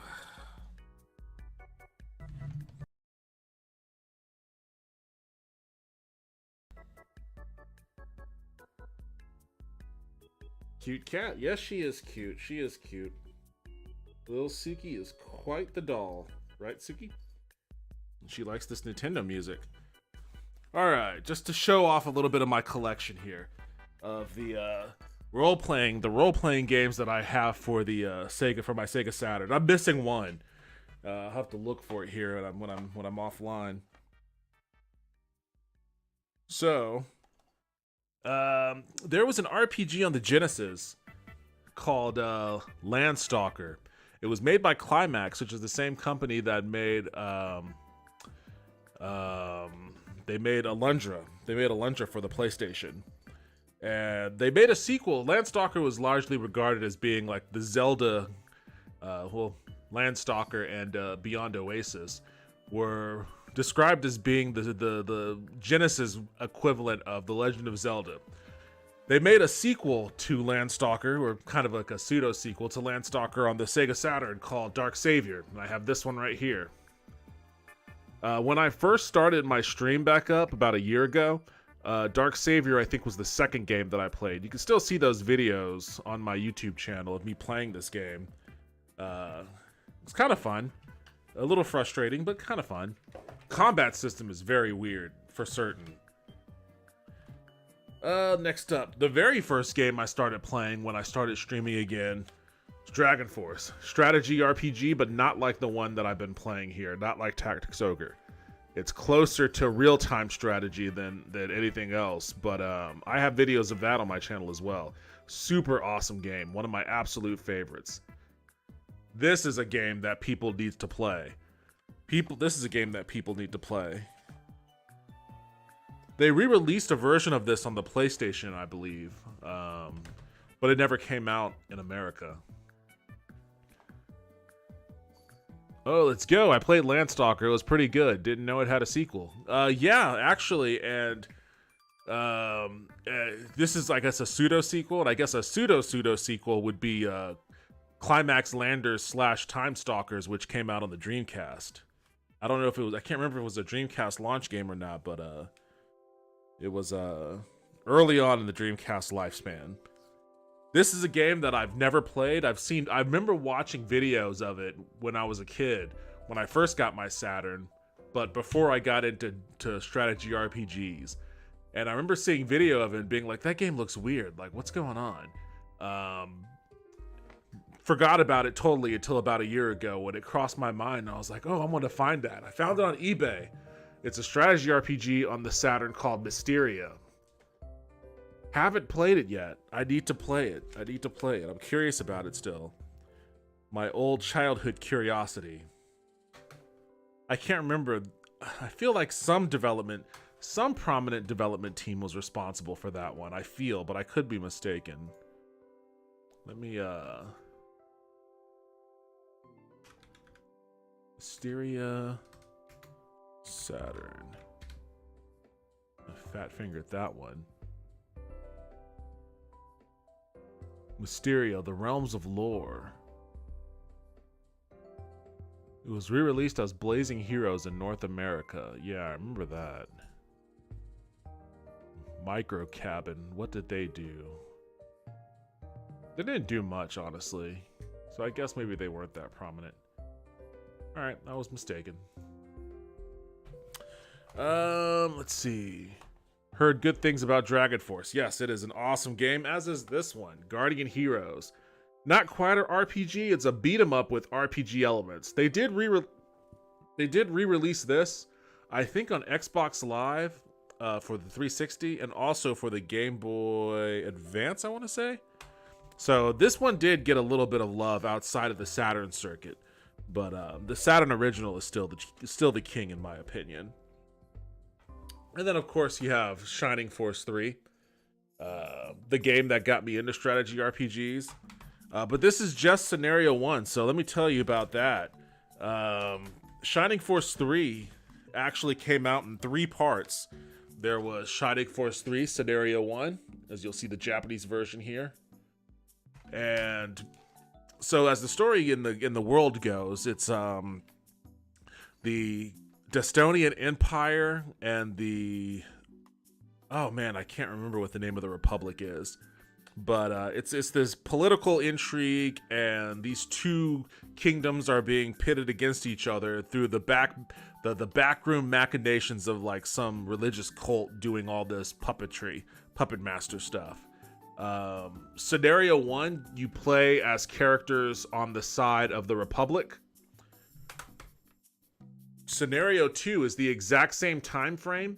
It's the exact same story, but you play as characters from the Empire. And so you see what's happening on both sides. You see what's happening on both sides of the story from the different perspectives, which is very interesting. And then part 3, there's a character in part 3 who appears. He joins your party for a little while in Scenario 1, and then for reasons in the story, he gets separated. You don't see him anymore in that one. And then he comes up in Scenario 2, and, again, for reasons in the story, he goes off and you don't really see him anymore. He is the main character of Scenario 3, and this is where the actual story comes to its conclusion. Turns out that character who briefly appears in 1, briefly appears in 2, is the central character for the story, and is the main guy of sorts. There are 3 main guys, but he's the main guy. So that's where the story actually reaches its resolution in part 3. Now that character in part 3 is actually a character who first very innocuously made his first appearance in this game, Shining the Holy Ark, which is a sequel to the Genesis first-person RPG Shining in the Darkness. There is a character in one of the towns. He's just like a little boy, and you know, he doesn't have a face or a name or anything like that. You just talk to this little boy and he's like, my parents was killed by the Vandal Golem and blah, blah, blah. And it's just a throwaway line. If you didn't know any better, you would just think that it was a normal NPC. But apparently that random ass NPC child in this game is the main character in this. He's the one who shows up in 1 and 2 and then is the main part of 3. So kind of a neat Easter egg there. And for some reason, I have 2 copies of this game. I don't know why I have 2 copies of this game, but I do. Albert Odyssey. This one was a really random game. Apparently, this is like a series in Japan, or at least it was. And they released a version on the Saturn that Working Designs brought to America. I only played a little bit of it. This is kind of a tough one to play. Not because like the story or anything is bad. It's because the loading times for the combat is atrocious. And the combat is randomly generated like a lot of RPGs. So you'll just be walking and then you'll stop. And then you'll have to wait for a while for the combat to pop up. And like doing that over and over again just completely killed my will to play that game. So if they ever do a re-release where they have instant loading of battles, I'll give it another shot. But as it stands now, it's just an interesting part of my collection. Shining Wisdom, I talked about that before. It did have an American release, but it's kind of hard to find and expensive if you can find it. So I just went and got the Japanese version. Action RPG, Zelda style, so could eventually play through that without needing any kind of translation, which is a lot more than I can say for this one. This one's a weird one. Wakenloda. Japanese game, German name. Strategy RPG, but the setting is like all steampunk. I don't think you'll be able to make that out very well, very clearly. It's got like a steampunk aesthetic. This was one of the very last games that Sega put out for the Saturn, I believe. Not the last one, but amongst the last ones. It has a really, really cool art style. Like the reason why I got it is because I love the design of it. I love the art style. And there's a lot of really cool stuff that actually came with this too. Like there's this art book that came with it. And like all of this stuff is in like German and whatnot, but I just really like the character designs. Like back in the late 90s when this came out, I think this game came out in 1998, I want to say. Like this was pretty awesome stuff. I was really jealous that, you know, we weren't ever going to see this in America. I don't know if it's coming through clearly on the camera. But I mean, snowball's chance in hell that this title will ever see an English translation. But, you know, never say never, I guess. And then the other title that I can't find is another Japanese RPG called Air's Adventure. There's a little bit more to a story, the story of why I have that one, but I'll get into that one later. So that's my Saturn collection of role-playing games. And I've played through all except for, well, not the Japanese ones, but for the non-Japanese ones, I played through all except for Albert Odyssey and Dark Savior and Mysteria. I haven't even played Mysteria, not even for a second. Maybe I'll do that. Maybe I'll give Mysteria a shot when I'm done with Tactics Ogre. Alright.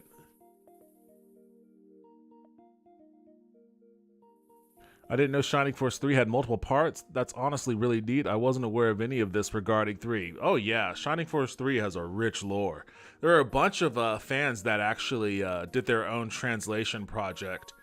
I never got a chance to actually see if I can get it to work. They basically did a fan translation of the game and then made ISO rips so that you can apply it and then play the English localized versions of the Japanese releases. Never got a chance to try it out. I guess I'll have to at some point because apparently Sega has no interest in releasing this fucking game. Whoa, I never thought Shining in the Darkness and Shining Force were related in some way. I just knew they were kind of in the same universe. Shining in the Dark. Well, yeah, they're in the same. Well, they're in the same franchise. I don't know if Shining in the Darkness has any relation to any of this stuff. Shining the Holy Ark is kind of like it's a sequel to Shining in the Darkness, but it's not a direct sequel. It's just kind of like a pseudo sequel, I suppose. Plays the same. I mean, it's a first-person dungeon crawler, but I don't think it's set in the same world. No, Shining the Holy Ark and Shining Force 3 are set in the same world, so there is a connection there. All right, let's do this real quick before I sign off for the night, because I was very interested in seeing what my Steam Wrapped looks like. I got an email for this, and I was like, oh, okay, well, let's just check out what my Steam activity looks like for the year. I play a shit ton of Steam games. You know, if you follow, you've been watching me. I'm a big Steam person. Definitely more so than the Epic Game Store. So most of my gaming is done here. So let's just see what Steam has. And I play a ton of games off stream too. So let's just see what they have in store for me. I've only seen the top row, so a lot of this is still going to be a surprise to me. But Rogue Legacy 2, 24% of playtime, 52 sessions played. That's not terribly surprising to me, to be honest with you. Rogue Legacy 2 is a veg out game for me. And apparently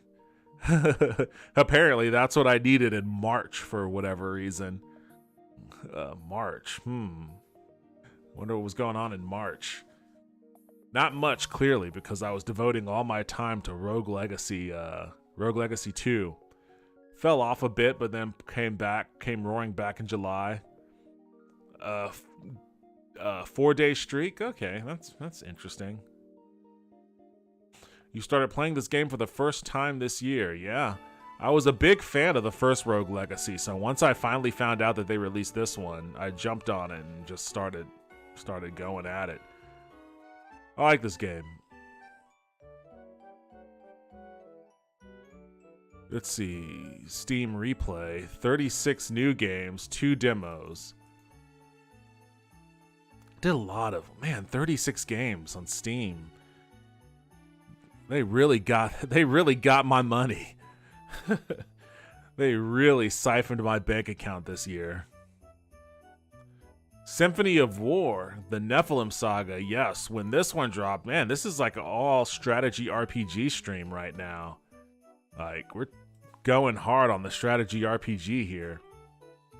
When this one dropped in July, late July, I believe, I picked it up just to see what it looked like. I didn't have any expectation. In fact, I thought it was probably going to be pretty bad. Turns out it's actually really awesome, and anybody that's a fan of Shining Force should play this game. 50 sessions played, 6-day streak. Oh, it has my achievements that I've unlocked for it down here too. That's cool.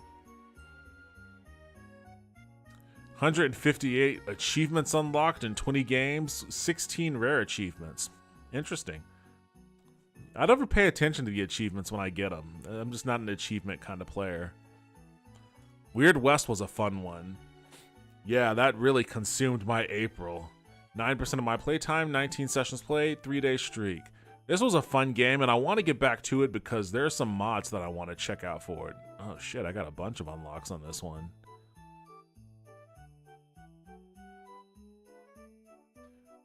%, played with keyboard and mouse, 79% with controller. I am such a console fanboy still. Even though I'm now PC Master Race, I'm still in my heart of hearts a console gamer. If I have the ability to play with a controller, I will. But I do play. I'm willing to bet the overwhelming majority of this. Actually, you know what? It wouldn't count it. It wouldn't count it. No. Yeah, I guess that's just what it is, huh? Proteus. Proteus is what's taken up most of my keyboard activity. Proteus and Halo.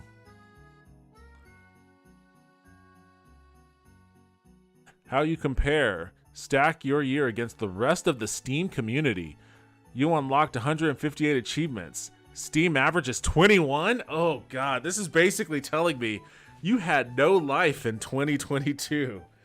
You were a complete loser and a sad sack on the internet. Let's measure it.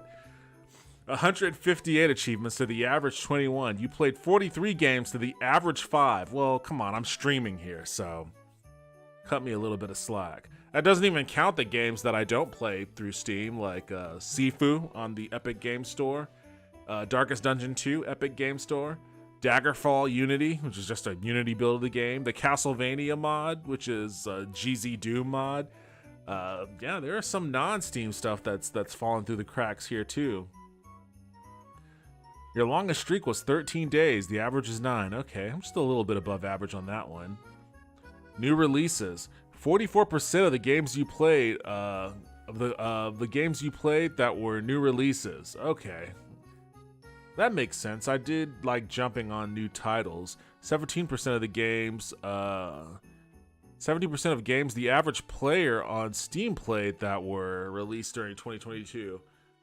Really? You know, I would have assumed that the majority of Steam players, you know, were playing more newer releases than the older ones. Huh. Well, I guess the older ones tend to be cheaper, and the newer ones are still very, very pricey. Although most of this is like the indie stuff. I don't do the AAA releases. Recent favorites, 40%.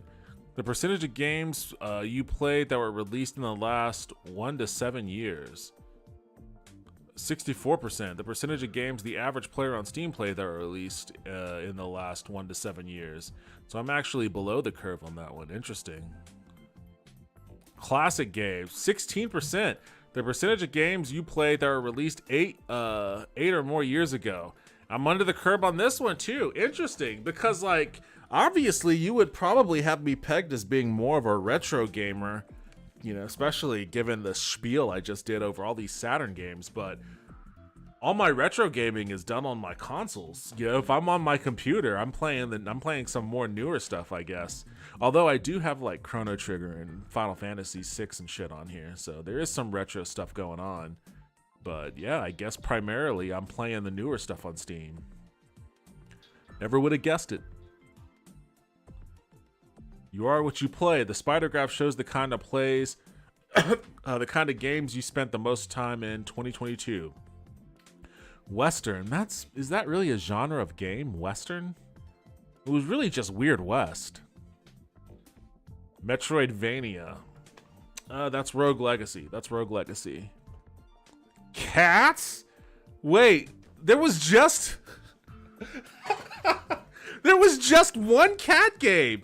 Why you got cats on here? It was just one cat game, and yeah, I beat it, but I don't think that's enough for me to like. They're purposely trying to pigeon me into this. You're the weirdo cat guy now. Oh, you're all about cats, aren't you? Well, you've seen the cats on your stream. I don't think Cats deserves to be its own genre when it was just one game. I'm not talking shit about you. It's okay. It's okay. You know, I love y'all. I would have guessed you'd be higher on the retro game side too. Apparently not. Apparently I'm new school. Cats, that's... Come on, guys. You're just trying to humiliate me now. Souls-like. Okay, so I did play Elden Ring. I think I played Dark Souls 2 a little bit. That may have been last year. But I also got Tunic, and Tunic is definitely Souls-like, so I can understand that. Superhero, Midnight Suns. That's the only superhero thing I played. And Cyberpunk is literally Cyberpunk. I don't think I played any other kind of Cyberpunk game other than Cyberpunk. I don't know if this is a really good representation of the kinds of games I spent the most time in 2022 playing. Cats? Come on, Cats? I thought it was going to be like, you played role-playing games or first-person shooters, not Cats. And it shouldn't be plural, it was just one cat, just cat. By the numbers, new friends added too. Shocking. Who did I add? I'm not a social gamer. Oh wait, I added okay, I know. I know exactly the two I added. And I haven't played any game with them yet still. Badges earned 2. Games gifted 1. Discussion posts 1. What? I posted on it. What was that? What did I post? I want to know what I posted now. Let's take a look at your top played games. You pick up this game for the first time, was immediately hooked. Rogue Legacy 2, Symphony of War, Weird West. I mean, Tactics Ogre. This is how I'm ending the year. And yeah, this has been a hefty 7%. That's more than no, it's not. Okay. I've got one more day. I've got one more day in 2022 to increase my playtime in Tactics Ogre. So, oh yeah, Elder Scrolls Oblivion. Wow, I played more Oblivion or played more Tactics Ogre than I have Oblivion at this point. That's interesting. 3-day streak, 23 sessions. 4-day streak, 31 sessions. But both 7% of the playtime. Interesting.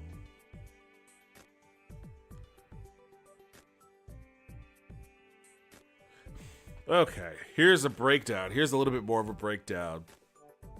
Your playtime by month. January. 9% of this year's playtime was in January. Of that time, 44% in Children of Morta. Oh, I love that game. That was a great game. 19% in Rogue Legacy 2, 37% in other. And let's see, the first Witcher game. Oh, yeah. Okay, so the first Witcher game is in there. Divinity, Original Sin 2. Wasn't a big fan of that one. Hellish Court. Oh, yeah. 9 More Alive. So that was a fun little demo. A little cat-based demo. I guess. God damn it. God damn it. Fuck. God damn. Okay, so they're right. They're right. Cats. Cats. Because of 9 More Lives. I forgot about 9 More Lives. I started the year off with that point-and-click cat game. They found me out. Steam totally found me out. All right. They got me. Cats. Fine. It was just a demo, and it was fine. It was a fun demo. I enjoyed it. A Way Out. That was the one that I played with Justin. That was a lot of fun.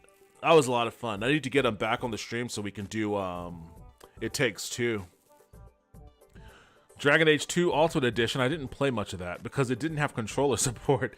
To go to the earlier point about controllers, it didn't have controller support, so I didn't play much of that one. Same with, Overcooked I didn't play much of because I didn't have anyone to play it with, and it's not the same playing solo. Let's see. Oh man, really? I love Divinity 2. It's not bad. It's not bad. It's just I got into it a little bit and then immediately fell out of it. It just wasn't, I guess it just wasn't my thing. Ha, they got you on the cats one. Yeah, they got me. I can't protest. I can't protest anymore. February. 5% of this year's playtime was in February. Of that time, 66% is in Rogue Legacy 2. 34% Witcher again. A Beast Within. Ooh, I got to get back to that one. Gabriel Knight. Beast Within. Hellish Court again. A Way Out again. Overcooked again. And then Elden Ring. March. 16% of this year's playtime was in March. Of that time, 70% was in Rogue Legacy. I really played a lot of Rogue Legacy 2. 30% was in other games. Tonight We Riot. Yes, I think I also interviewed one of the developers of Tonight We Riot in that month as well. That was a cool little interview. It's up on my YouTube page. Tunic. Yes, the Souls-like game. Chrono Trigger. Classic. Marbles on Steam. Just trying to figure that out. A Way Out, and Elden Ring. April, 10% of this year's playtime was in April. Of that time, 76% was in Weird West, 11% was in Rogue Legacy 2, 13% in other games. And those other games would be Divinity, Original Sin 2, Tunic, Chrono Trigger, and Elder Scrolls 2 Daggerfall. So that was when this is where the Daggerfall arc began. because I got Daggerfall on Steam for free. They were just giving it away, but I couldn't get the saves to work. The saves wouldn't work, and the controls were awful. And then whenever I would save it and quit, I would load back in and I'd have no save. That was when people started pointing me towards Daggerfall Unity, and I was like, "What the fuck is Daggerfall Unity?" And then once I actually figured out what it was and put it on my machine, that was when you see a precipitous drop off in my Steam usage for at least 2 months.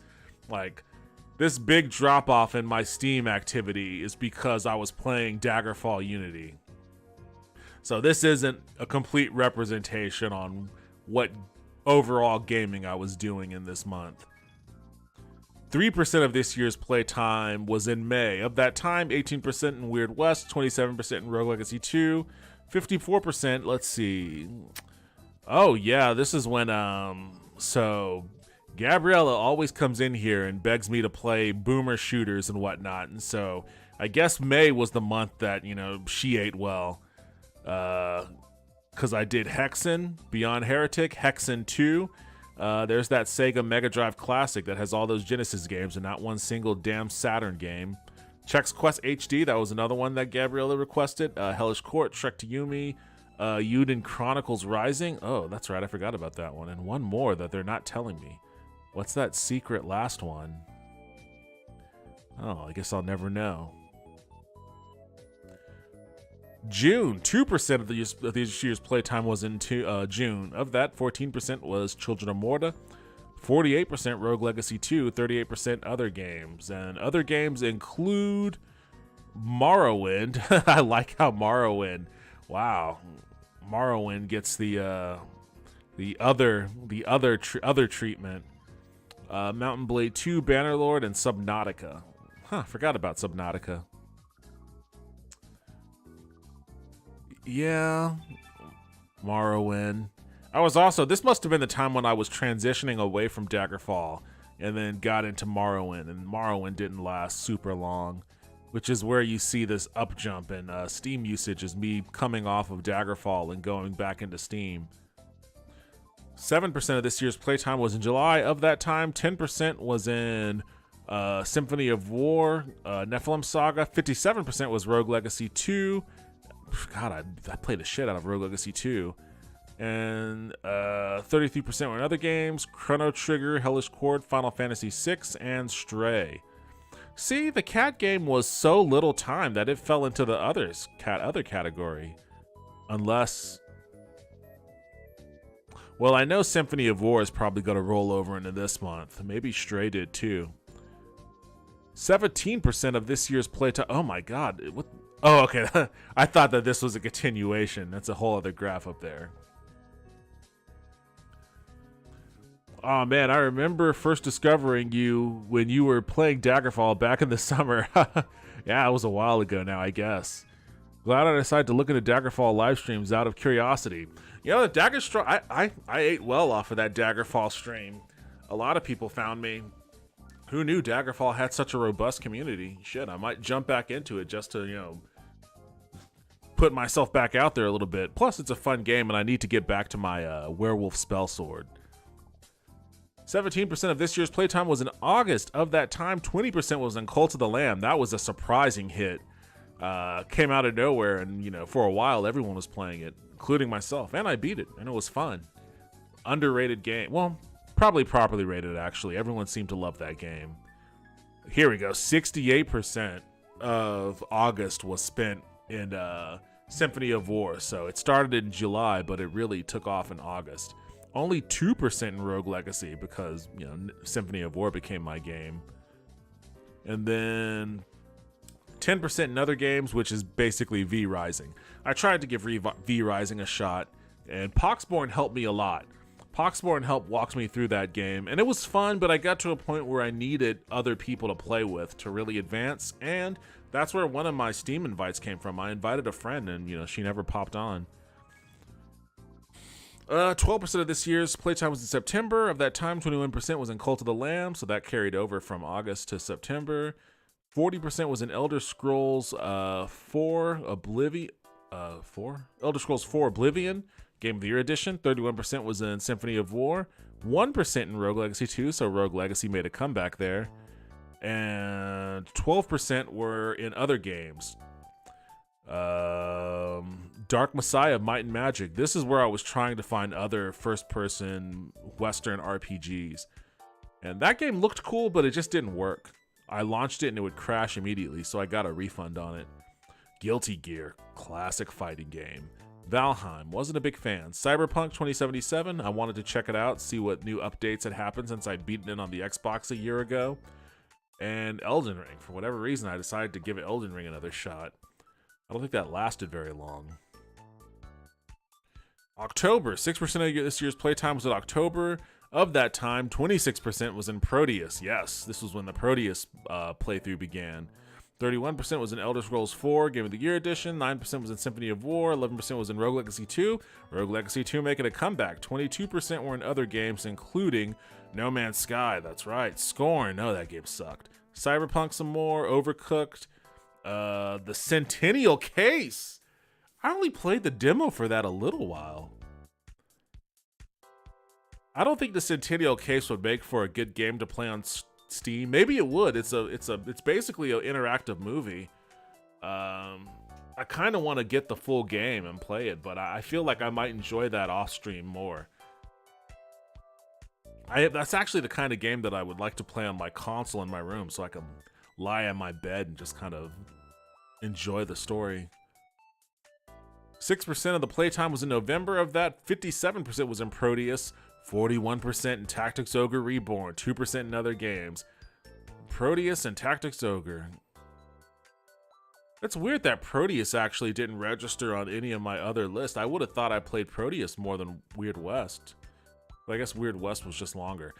Weird West made a bit of a comeback, but that was from the mods that they started releasing, and then Halo Infinite. And here we have December. 6% of this year's playtime was in December. Of that, 74% Tactics Ogre Reborn, 26% in other games, including Quake, Marvel's Midnight Suns, and Proteus again. That's how I'm rounding the year out. Yo, Arachnid Soul, what's up? Hey, Steam stats. Yeah, play that off Steam and just enjoy it. That's what I might do. I might do that. You know what your game of the year was, and it's not going to be listed on Steam stats. Yeah, I know. IMO was Daggerfall Unity. I already talked about that a little earlier. Like, that's where this comes in. You can see a precipitous fall in my Steam activity from April to May, and this was where I come into. Because like the last thing I played here, and it's listed here, is right at the bottom. Daggerfall, Elder Scrolls 2 Daggerfall. It was free on Steam, so I picked it up there, and it just didn't, the saves didn't work and the controls sucked. And then that's when everybody was telling me about Daggerfall Unity. And once I got Daggerfall Unity, that's when I dropped off of Steam for at least these 2 months. And at the end of June, though, you could see that Elder Scrolls 3 Morrowind starts to make an appearance. And that's when I think when I finished Daggerfall and started getting back into my Steam library. So yeah, there was an honorable mention for Daggerfall. It did not go unmentioned. And then of course Shadow Knight on YouTube was mentioning that he remembered discovering me playing Daggerfall back in the summer, and it was good times. It was good times back then. I like the discoverability of that community. And maybe I had the same game of the year. Daggerfall was quite a thing. It was interesting discovering the community that was incredibly active and still is incredibly active for that game. So a game they started working on in 1993. Game was a banger. Game still is a banger. I'm eagerly anticipating the new game that the original developers of Daggerfall are working on. 79% of my playtime was with the controller. You spent the most time playing these with the controller. Rogue Legacy 2, Symphony of War, Weird West, Tactics Ogre Reborn, and Cult of the Lamb. All makes perfect sense. Your longest daily streak, 13. During this time, you played 6 different games. Didn't really play Dark Messiah Might and Magic because it kept crashing, and eventually I had to refund it. Did play this one quite a bit. Played this one a little bit. Played this one way too much. Beat this one and beat this one. So, and I beat Rogue Legacy 2 also.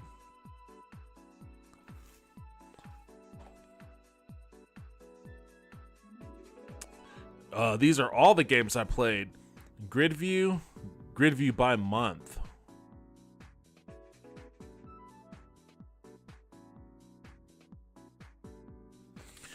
Oh boy, man, what a trip! What a trip down memory lane this is turning into.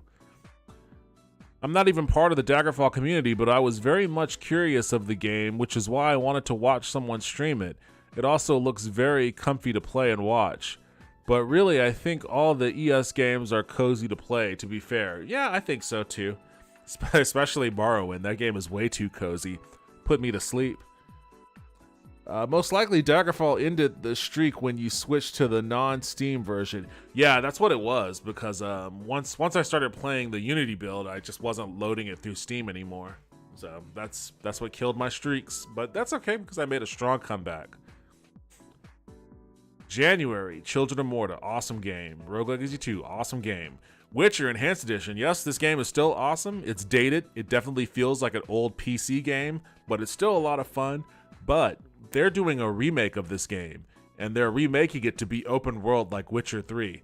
I am super looking forward to that. I'm going to be the first in line to get that game. A Way Out, played this with Justin. I highly recommend you guys watching my playthrough videos with Justin on my YouTube channel because it is hilarious. It is hilarious. Justin and I need to play more games together more often, especially in the couch co-op variety, because it just created so many golden moments. I did like Divinity, but it just wasn't quite my cup of tea at that time. I'll probably go back to it later. Fun game to play with other people. I need to check out updates because this is still a very, very early access game and didn't work with a controller. I wasn't interested in playing it with the keyboard.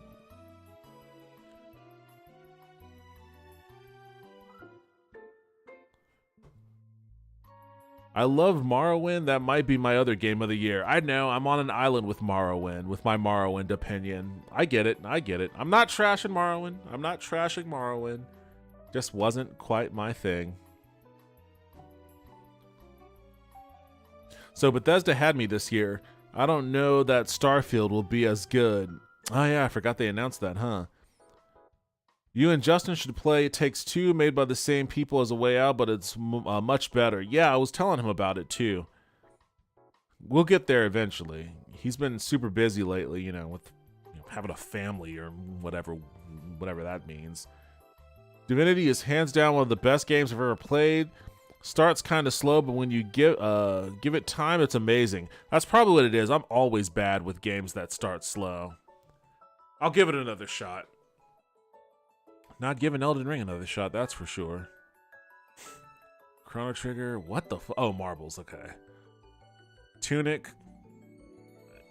Tunic is Zelda meets Dark Souls. And there's a lot of charm to that, and it's more fun than Dark Souls, but the minimalist storytelling doesn't do well for my ADHD. Like, I just lose interest right away. If you're not telling me a compelling story, I'm out. Tonight We Riot. Fun game. Fun multiplayer game. Weird West was a lot of fun. There we go. Daggerfall. There it is. It gets some Steam representation. So long as it gets some representation on Steam, I feel like that's a good representation of what I was really devoting my time to this year. Eden Chronicles Rising was a bit of a letdown, to be honest.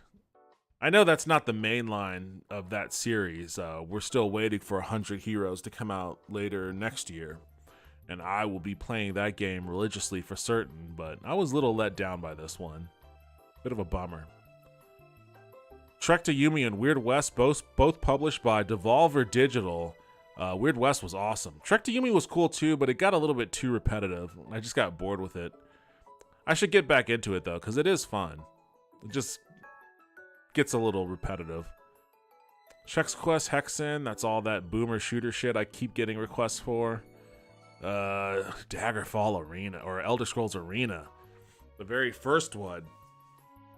I wish there was a Unity build of this game because it's tough. This is also a tough game to play with the old control scheme. Yeah, Divinity is incredible. It's especially fun with friends. I think I had Justin over here once too, and we tried to play it. We tried to play it co-op, and it just quite didn't work out right. I forget.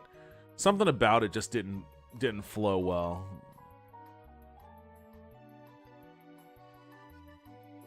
I started Divinity Original Sin 2 and wasn't into it. I left for a year, then came back, and it became one of my favorite games. Very fun co-op game too.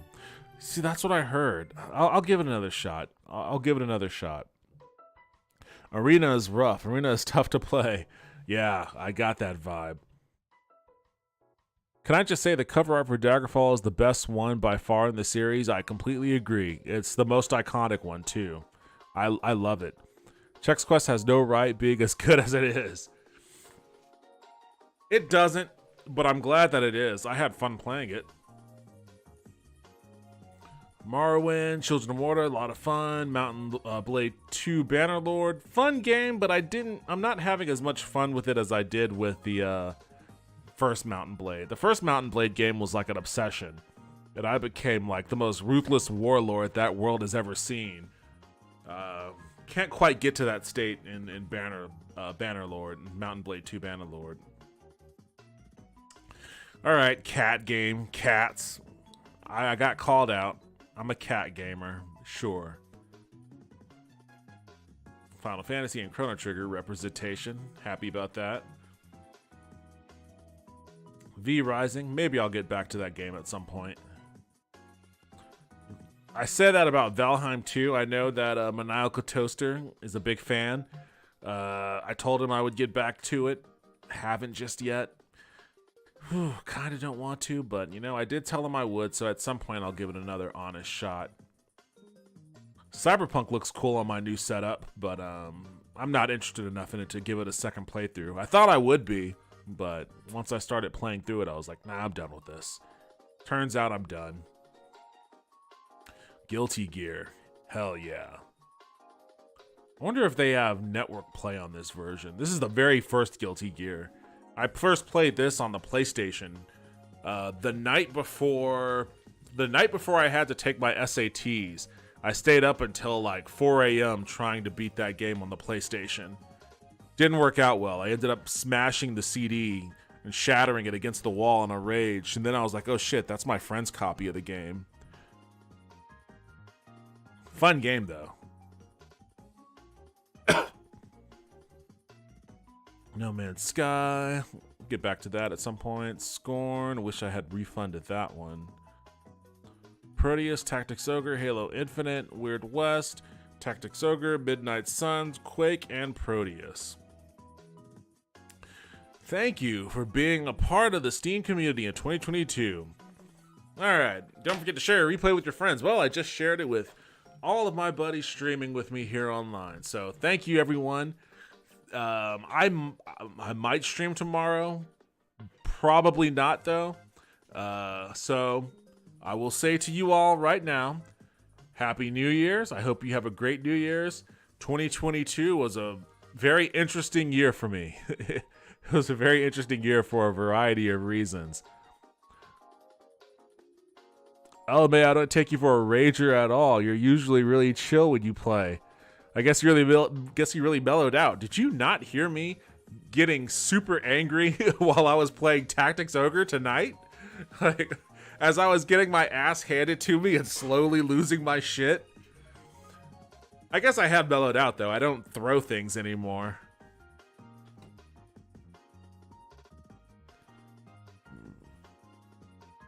Better with keyboard and mouse. I've been playing and loving a game on Steam called Underrail. Isometric RPG, Underrail. Valheim wasn't that good to me. I wasn't really impressed. I wasn't either, but those kind of games don't usually do it for me anyways. Let's see. Underrail, you said, huh? The heck? What are you doing? Get off of there.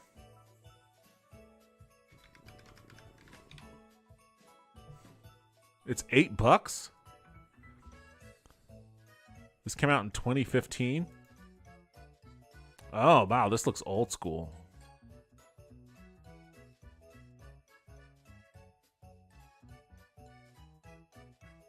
Oh, Underrail is an old school. All right, it looks old school because it is old school. It's an old school turn-based isometric indie role-playing game that focuses on exploration and combat. The game is set in a distant future when the life on Earth's surface has long since been made impossible, and the remnants of humanity dwell in the Underrail. Okay, bleak.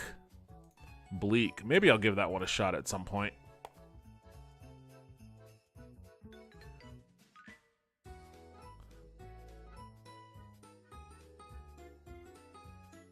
It was fun, man. Always enjoy watching you. Happy New Year's. I heard you complain, but not like yell or get that angry. You just see me, I'm worse. Well, yeah. I guess I don't lose my shit entirely. I just get very frustrated. Start bitching and griping. But, you know, I used to be worse. I guess I did mellow out. At any rate, 2020 U2 was a very interesting year for me. I'm happy to have made all the new acquaintances that I've made, particularly since streaming Daggerfall. That was definitely the game I feasted off of the most. But, you know, it's been fun. It's been fun having, you know, you guys, Arachnid Soul, Shadow Knight, and, you know, Max Leinert when he was coming around, and Maniacal Toaster, Poxborn, like, you know, all you guys made streaming in 2022 a hell of a lot of fun. And I'm a pretty bad streamer when it comes to like doing all of the other stuff you need to do in order to build a community. Not good at social outreach. I'm not good at like, you know, reaching out to other streamers and collaborating and doing all of these other annoying things that you have to do to really build a community. I just want to get on my computer and play games and hang out. That's pretty much how I approach it. And I'm glad that you guys seem to enjoy it. I mean, you keep coming back every now and then, so I guess you enjoy something. Cool. I'm happy for that. It makes me feel good sometimes. Sometimes I don't feel like streaming. I'll be like in a bad mood, or I'll be too tired or something, and then, you know, I'll force myself. I mean, tonight was one of those nights. I forced myself to stream, and then, you know, just sometimes nobody comes online. That's fine, because, you know, I'll play a game, and then I'll feel fine after playing a game for a while. But when I get to talk to you guys and have a back and forth and, you know, have some cool moments, it makes me feel a hell of a lot better. I always end up leaving the stream feeling a lot better than I did when I started it. So for that, I thank all of you. Thank you. Thank you very much for coming to the channel. Thank you for your support in 2022. I hope to continue to have your support in 2023. I hope you all have an awesome new year. I hope I have a better year than I did last year. That's for damn sure. Absolutely, you're literally the only streamer I watch regularly. That makes me feel good, man. Thank you for the compliment. Thank you for saying that. Thank you for coming to the stream and hanging out, man. And share me with anybody else you know that watches streams or that may be interested in it. You know, shit. I always want to expand the base where I can. I just, you know, really suck at it.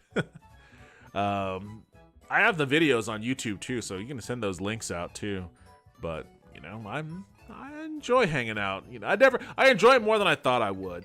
Initially, when I started doing content on the internet, it was just edited videos that would upload to my YouTube channel. And I started streaming because I hate editing. I was like, editing fucking sucks. And, you know, I didn't know if I would even have the ability to talk. Like, I'm not much of a talker in real life. Like, I hang out with people and I'll have like very curt responses. You know, if I don't feel like I have anything to contribute to a conversation, then I'll just be like, yeah, cool, no, whatever. And, you know, when I make connections with people, then we have super elaborate, in-depth discussions about things. But I never would have imagined that I would be anything north than boring, you know, on streaming on camera. But, you know, I think it's been pretty cool. It's been a fun experience. I've learned a lot for certain too. So I really appreciate it. And I want to make sure that I convey my appreciation. That's why I keep saying it.